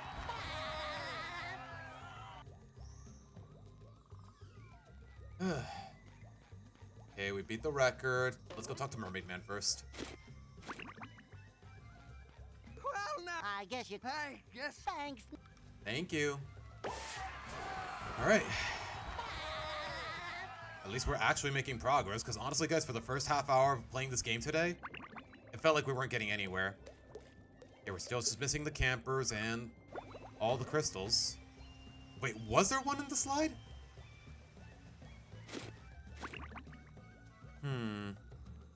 Wait, Titans of the Tide is really that short? Yikes. Okay, where does this take me then? Because pretty much every mission in the map, we already know what to do. So what's here? Oh, this is back to the entrance. Okay, you know what? Let's try to at least find the campers in the crystal. Try. Because we only got like 20 minutes before I gotta wrap things up, guys. Y'all already know 3 hours is my limit. Well, now. I guess you could say. I guess. Thanks. Why are you telling me this? This already happened. Okay, no, sure. Whatever. It'd be interesting to watch you play a Sonic game. I don't know, Tails. Maybe at some point I don't know. Oops. Wait, is this a dead end for me? It's not. Oh my goodness, Teutonic, your little secret, it really came in clutch. Okay, I already found this camper. We're still missing 2 of them, and I'm guessing they're not here. But the last crystal, it's got to be around here somewhere.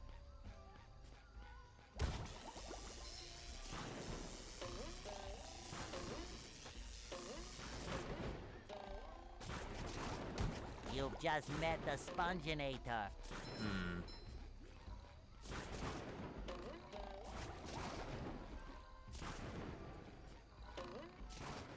Hang on. Where's the bot? He can see me, but I can't see him. That's kind of annoying. Okay, nothing here. Okay, you know what? Let's just go back to where we started.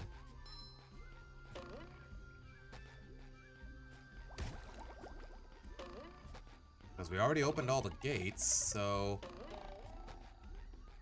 it should be within reach. Either that or I'm crazy.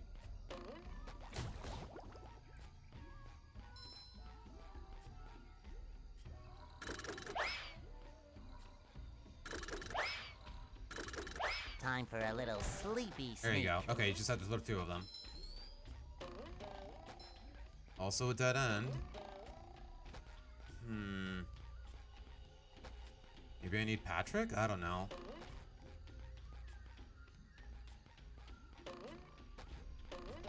Because we're still missing 2 campers and we're still missing 1 little crystal. That's where I came from.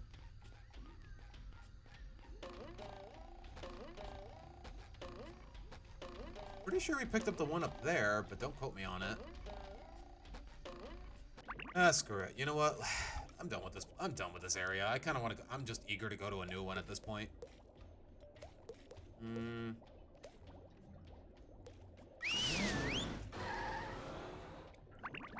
Okay, Stir. I'm gonna be honest. I don't know anything about either area, so all of you're talking to a wall at this point, man. Because I don't know anything about the sequels to these games. All right. How many shinies do I have? Okay, I have enough to finish the missions in the dream world.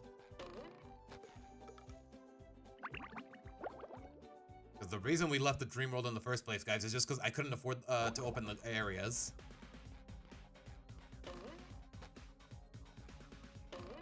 Wait, I thought I already opened it though. But I thought already. Oh my gosh, do I really have to do this all over again? I'm pretty sure we already got all the spatulas in the dream world though. Yeah, we got some of them, so the boxes should have been It is what it is, I guess. It is what it is. Although I can just teleport there, come to think of it. Yeah, we finished Squidward, we finished Sandy's. So I guess this is my best starting point. Okay.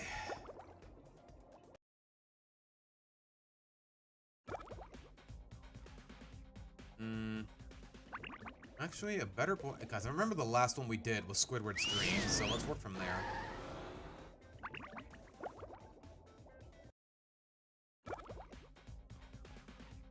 Oh wait, no, get me out of here, get me out of here. Just take me to the entrance.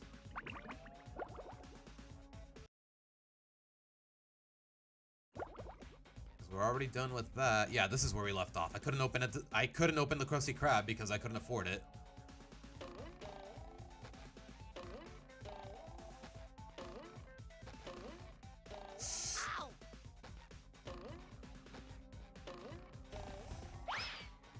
Okay, we definitely have enough for that now.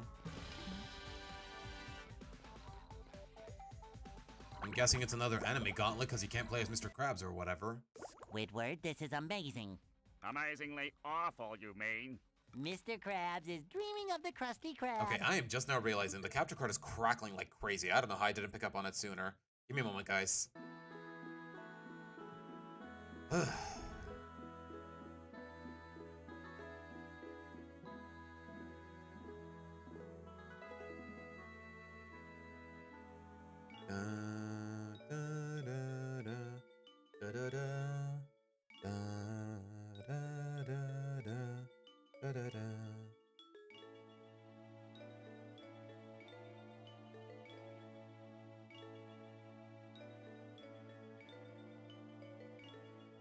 Take your time, oh god, I'll take your time.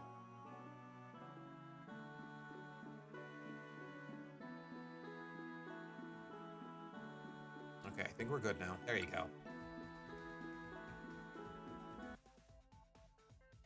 What a surprise.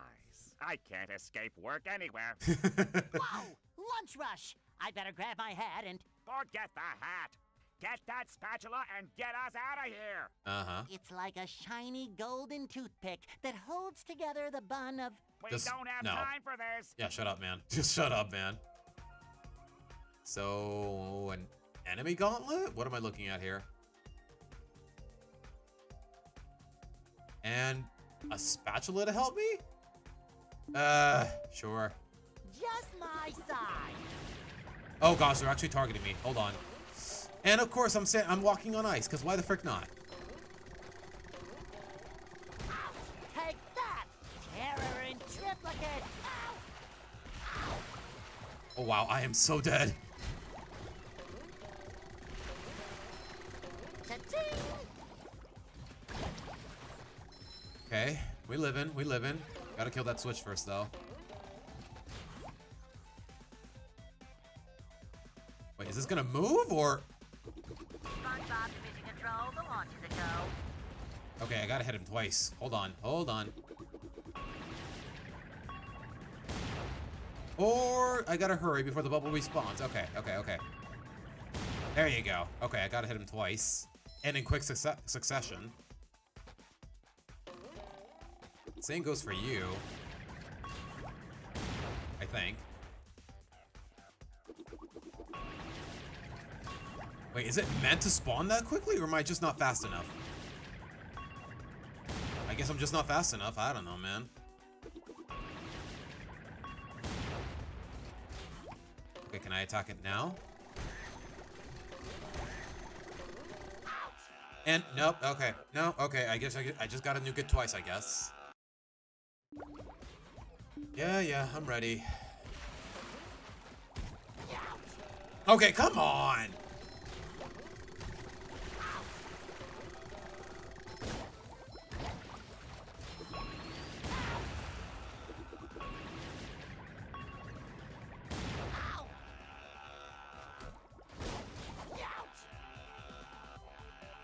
Well, that was the fastest I ever died to these freaking robots, I'll tell you that much.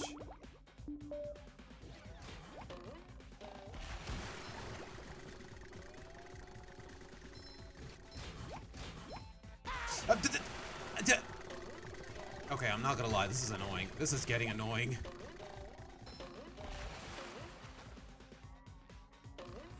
So does this thing move or what?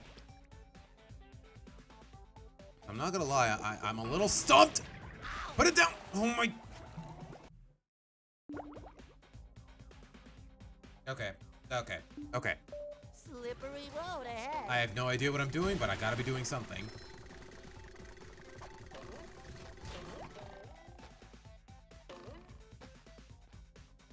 Do I just? Oh, okay, okay. Wait, hold on. I think I'm onto something.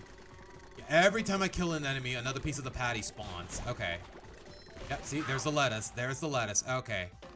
I get it now. Kind of. Just my size. These are the easiest to kill.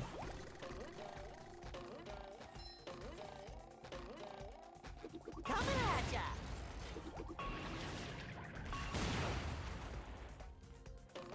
Fresh like a spring breeze. Okay, okay. We live in. Ow, and I forgot to back off.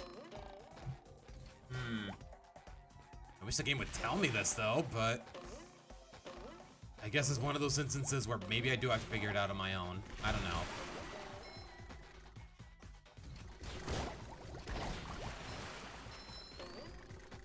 There goes another one.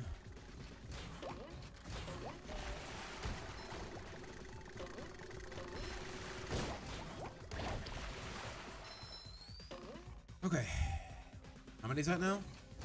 We're just at the patty. Honestly, just avoid the big ones for now.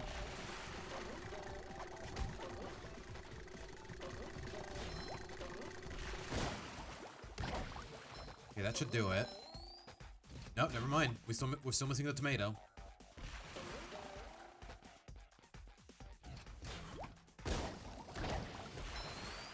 There we go. Okay. Okay, I get it now. I get it. No, you can respawn for all I care.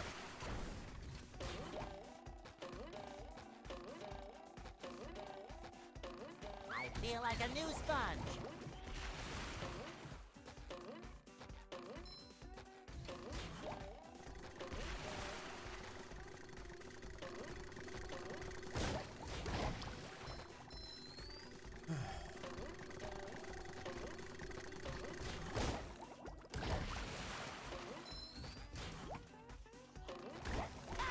Ow. Okay, I need to back away. I killed the middle one on accident. Is that everything? I think we're still missing one. Oh wait, no, we killed both machines. Okay, it's just two of them. Okay, nice. SpongeBob to mission control. The launch is a go. We really gotta kill them in quick succession, though. Okay, the bubble is down. No, that works too. I thought I just had to hit him 3 times, but I guess knocking him off the platform works too. Okay. Wait for the next move. Wait for it. There you go. Oh, wait, there's another one over there. Oh, never mind.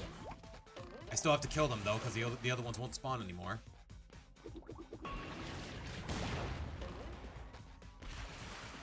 Okay, wait for the next one. At least the other one's not looking.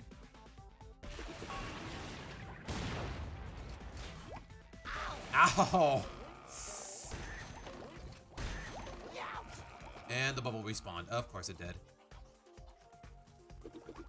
Not too far away. Too far away! There's no healing either, come to think of it. I need him to get closer, because I don't want to draw the attention of the other one.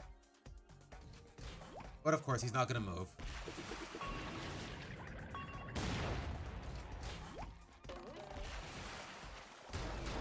Okay, 3 hits. That's all it takes. That's all it takes. We're at the patty now.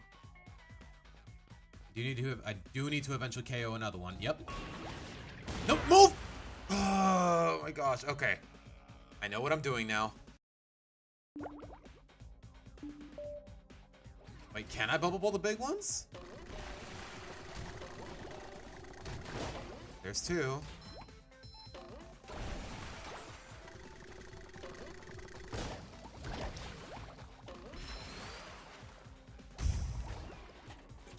You've just met the Sponginator. Wait, do I have to kill the robot maker before the other patty starts to spawn? No, I do not. Okay, good. I was about to say, if I died right then and there, I would have been pissed off.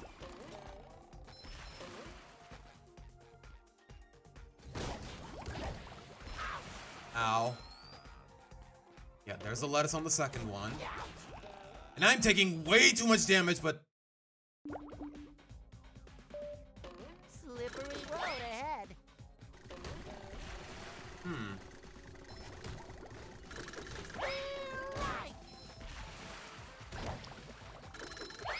Okay, I can break... Oh, never mind.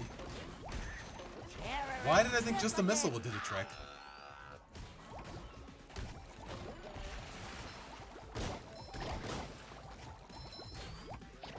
Oh my gosh, I missed! I missed! Okay.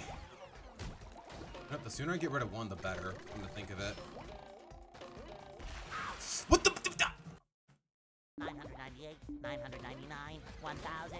Ready or not, here I come! Okay, that's two.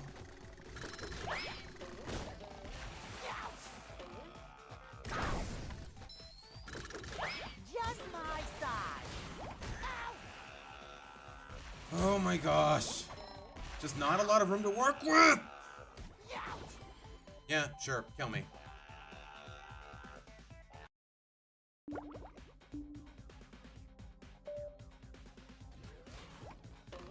No, just do it the way I did before. I'm just gonna do it the way I did before. But I was about to say, why couldn't I move there? And apparently he was glitched between the ground and that little gap between the floor and the freaking tube. Okay, that's another one. We already opened one. Let's work with that. Oh wait, no we didn't. We're missing tomatoes.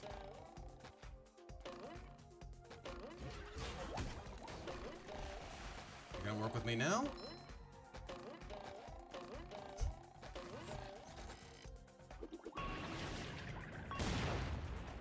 I don't know if I can bubble bullet from that range, so I'm just gonna go straight for the freaking missile.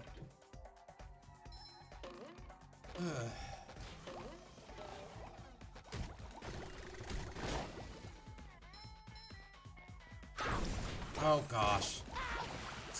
Oh my gosh. Why do I not get iframes when I get hurt? It's so frustrating.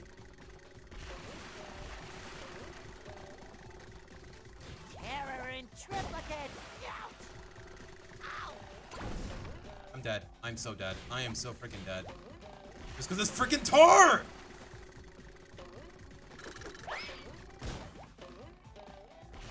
Why are these ones still spawning? I thought I got rid of the machine? I don't know. I don't freaking know.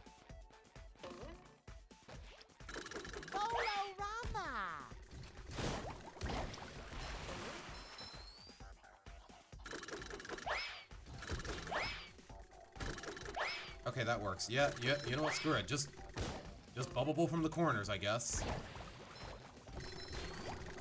And keep running. Oh my gosh. Is that everything? Okay, good. Let's go for the freaking machine.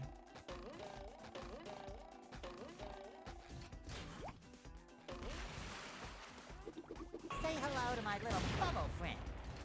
Okay, whatever freaking works, I guess. Okay. We living. I feel like a new sponge. That's two of them now. Wait, can I bowl it from here? I can. Not really the issue, though.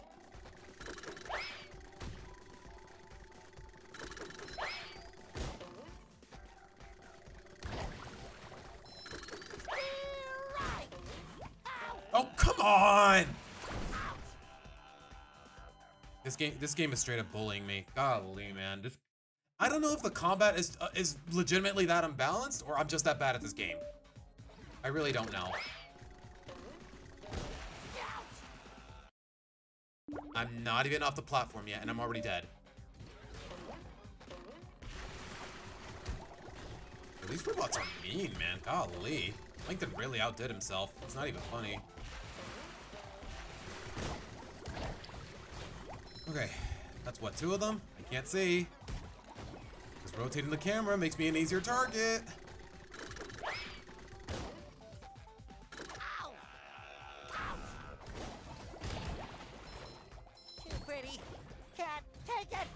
There's a tomato.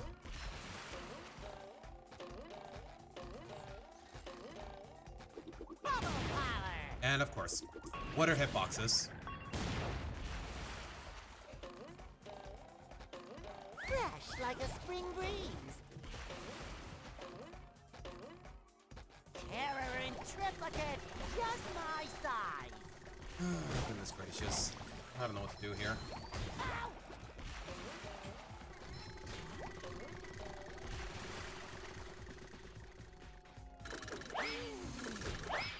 There's nothing like the smell. Wait, really? Of A bubble just one-shots them? Smells like. Good to know, but it doesn't really make my job easier. All right, the second one is open. Go, go, go, go, go, go, go, go, go, go.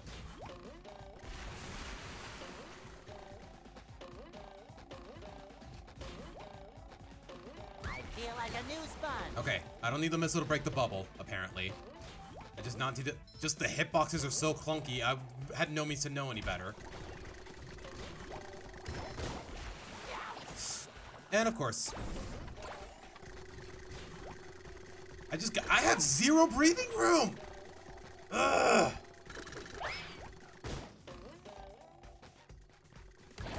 There you go.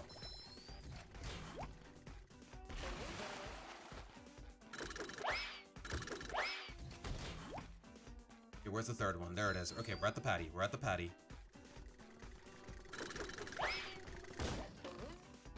Hurry.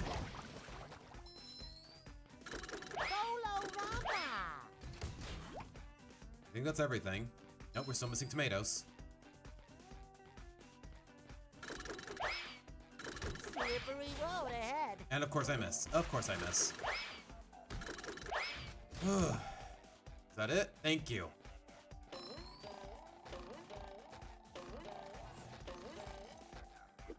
No, I'm not taking any chances. Fresh like a spring breeze. Okay, now just kill the rest of them. Kill the rest of them and that's it. Also, there's a sock there. You know what? Let me get the spatula first before I worry about that. Ugh.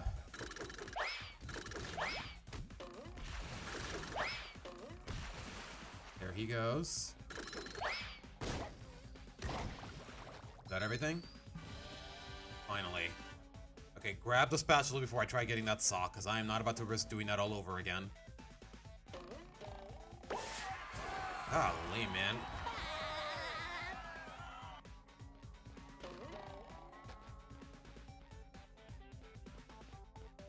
The first movie's game's combat is much harder than this? Oh my gosh, and I don't even want to play this. If it's that frustrating here, I don't want to...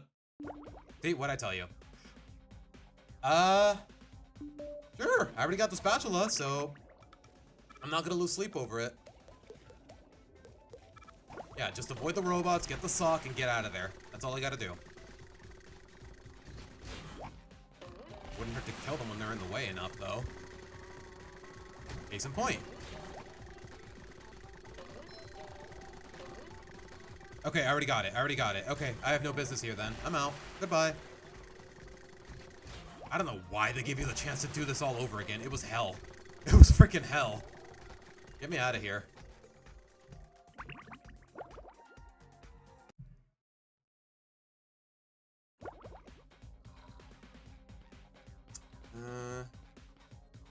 Okay, so now Patrick's dream.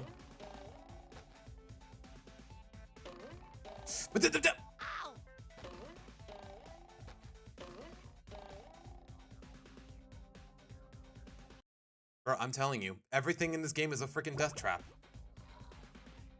Okay. I really gotta time it here.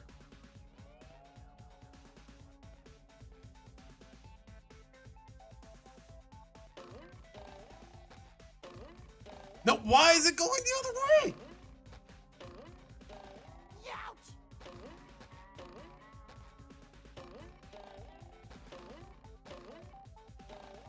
No. Oh gosh.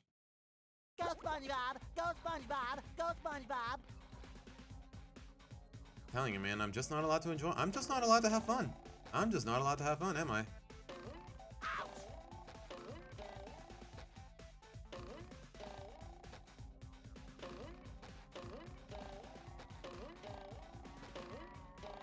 Okay, I made it. Wait, there's no lock here? You can just go in? Okay, yeah, thank goodness. Patrick, you have a golden spatula. Give it here. Not so fast, SpongeBob. You'll have to pass my test before you get this golden spatula. Okay. Very well, sir. Challenge accepted. Very well. Your challenge is to find the golden spatula. You mean the one in your arm? You're holding it. Yeah. You did it! Now here is your reward. Okay. Simple enough. Simple. Okay, yeah. Patrick's really is the best one. Hold on. Base Patrick. I'm not. Holy crap, man. Get me out of here. I think that's all of them. Nope. We're missing 2 more. 3 more. Still haven't gotten that one. Okay, we can try that one, but let's try to go the linear route for now and see where it takes us first. I just realized we're past the 3-hour mark. Hold on. Okay, can the oil disappear, or is it still gonna be a pain in the butt? There's a okay, there's another one. Hold on. Please do not. I was about to say, if he attacks me while I'm grabbing that spatula, I'm gonna throw a fit.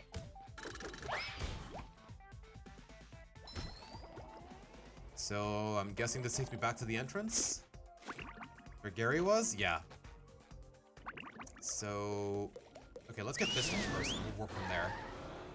How many spatulas do I have now that I think about it? 67, okay. Tails, don't say it. Tails, don't you dare say it.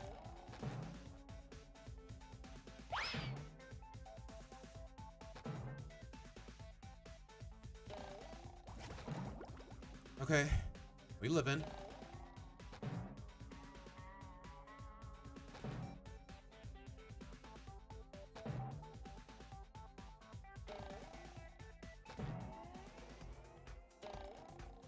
Wait, isn't this how I got here?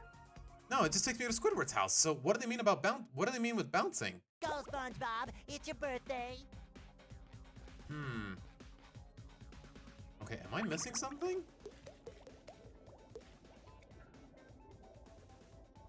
What do they mean by super bounce? Ah, forget it. Let's get out of here. I think we're done for now. And yeah, I gotta end the stream soon enough.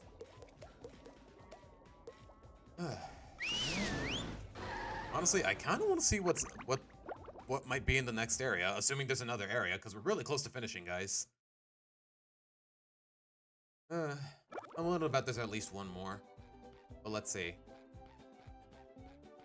Okay, we've been to Kelp4. Oh, right. SpongeBob. The Flying Dutchman. The Dutchman's Graveyard, or whatever it's called. Alright, we'll get a quick glimpse at it, and then we'll call it there.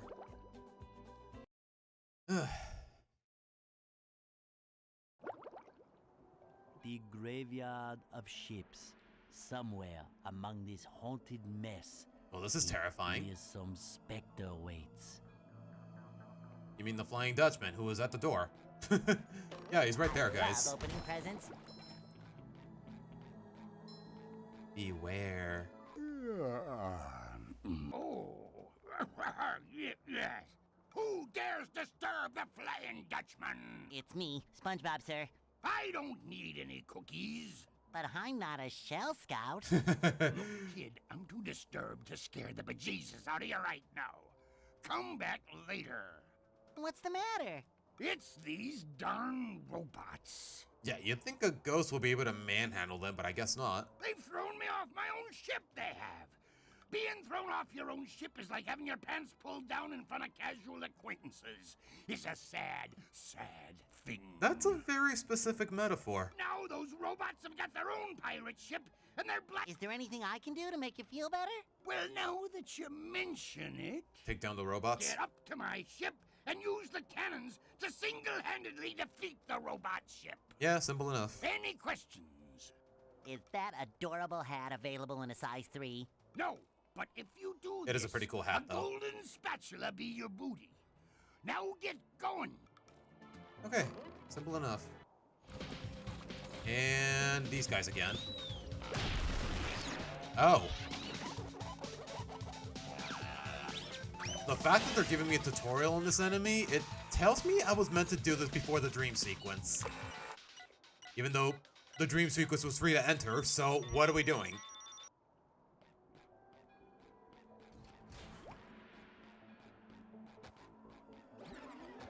You've just met the Sponginator.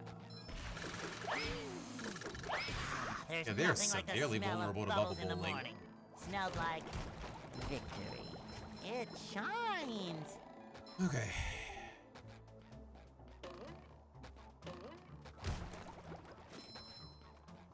So, what now? Okay, I need Sandy. Where's the bus stop? Is there a bus stop? Maybe I meant to go this way first? Probably.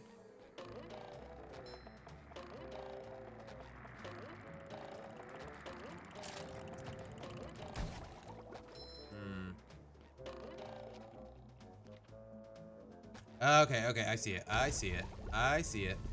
Kind of.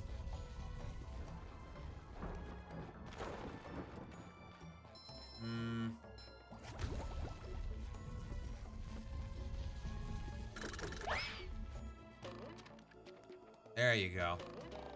Okay, simple enough. Ow! This is kind of spooky, though, I'm not gonna lie. Not what I expected for the final area, but then again, it's technically not the final area. Is it? I don't know. I'm really confused as to the order that you're supposed to do this game now. Okay, first things first, get rid of this guy.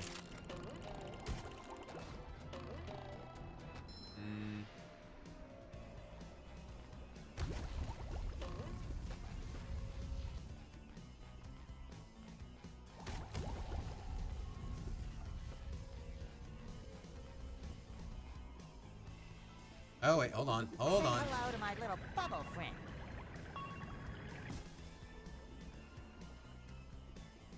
There's a spatula. Am I just meant to jump off of here? No, no, no. Hold on, hold on, hold on, hold on.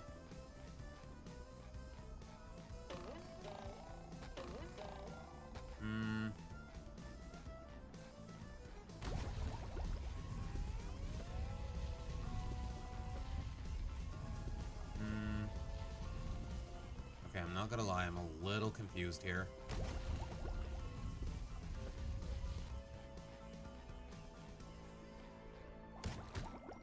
Sometimes pushing a simple button is Oh, right, because this one's in the way. Push, Okay, that's why I can't move it. Okay, you're not meant to move this one at all, so...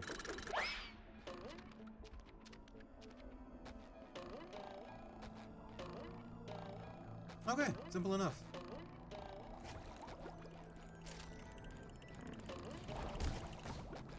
Is there a bus stop nearby, or... Okay, how am I supposed to get to Sandy, then? Ouch.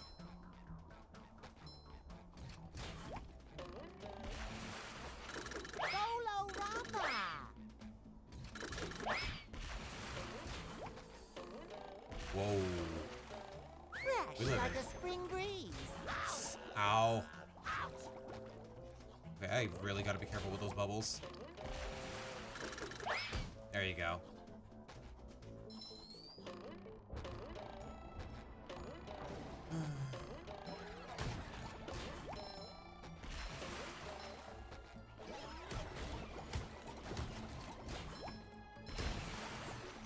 Oh my gosh, there's a machine, there's a generator nearby. Where is it?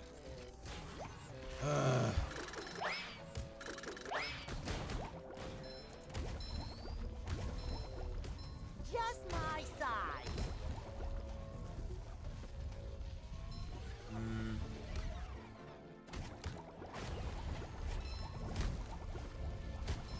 I have no idea what I'm aiming at, but...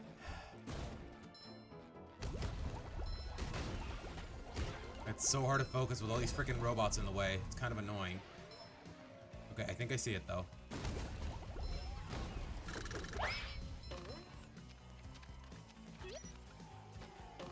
There you go.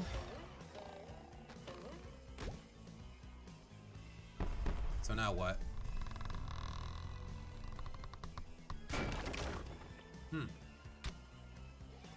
Okay, you gotta go.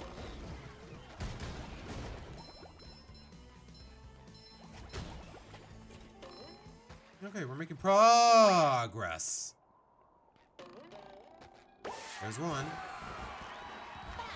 But alright, guys. I think, with that being said, we're gonna leave it at that. Because we're at the 3-hour mark, it's getting late, I have work tomorrow, it's Sunday.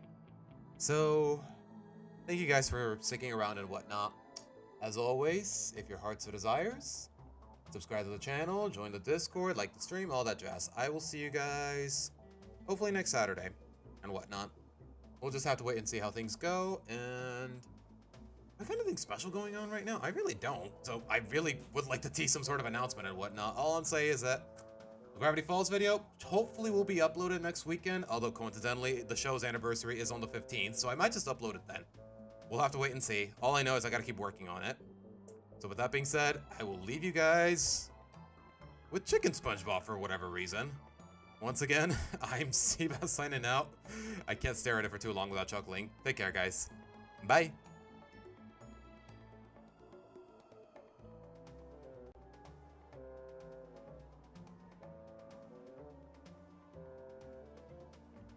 Okay, what the heck is he doing now? What is this? I don't get it either, but sure. Alright, guys. Take care.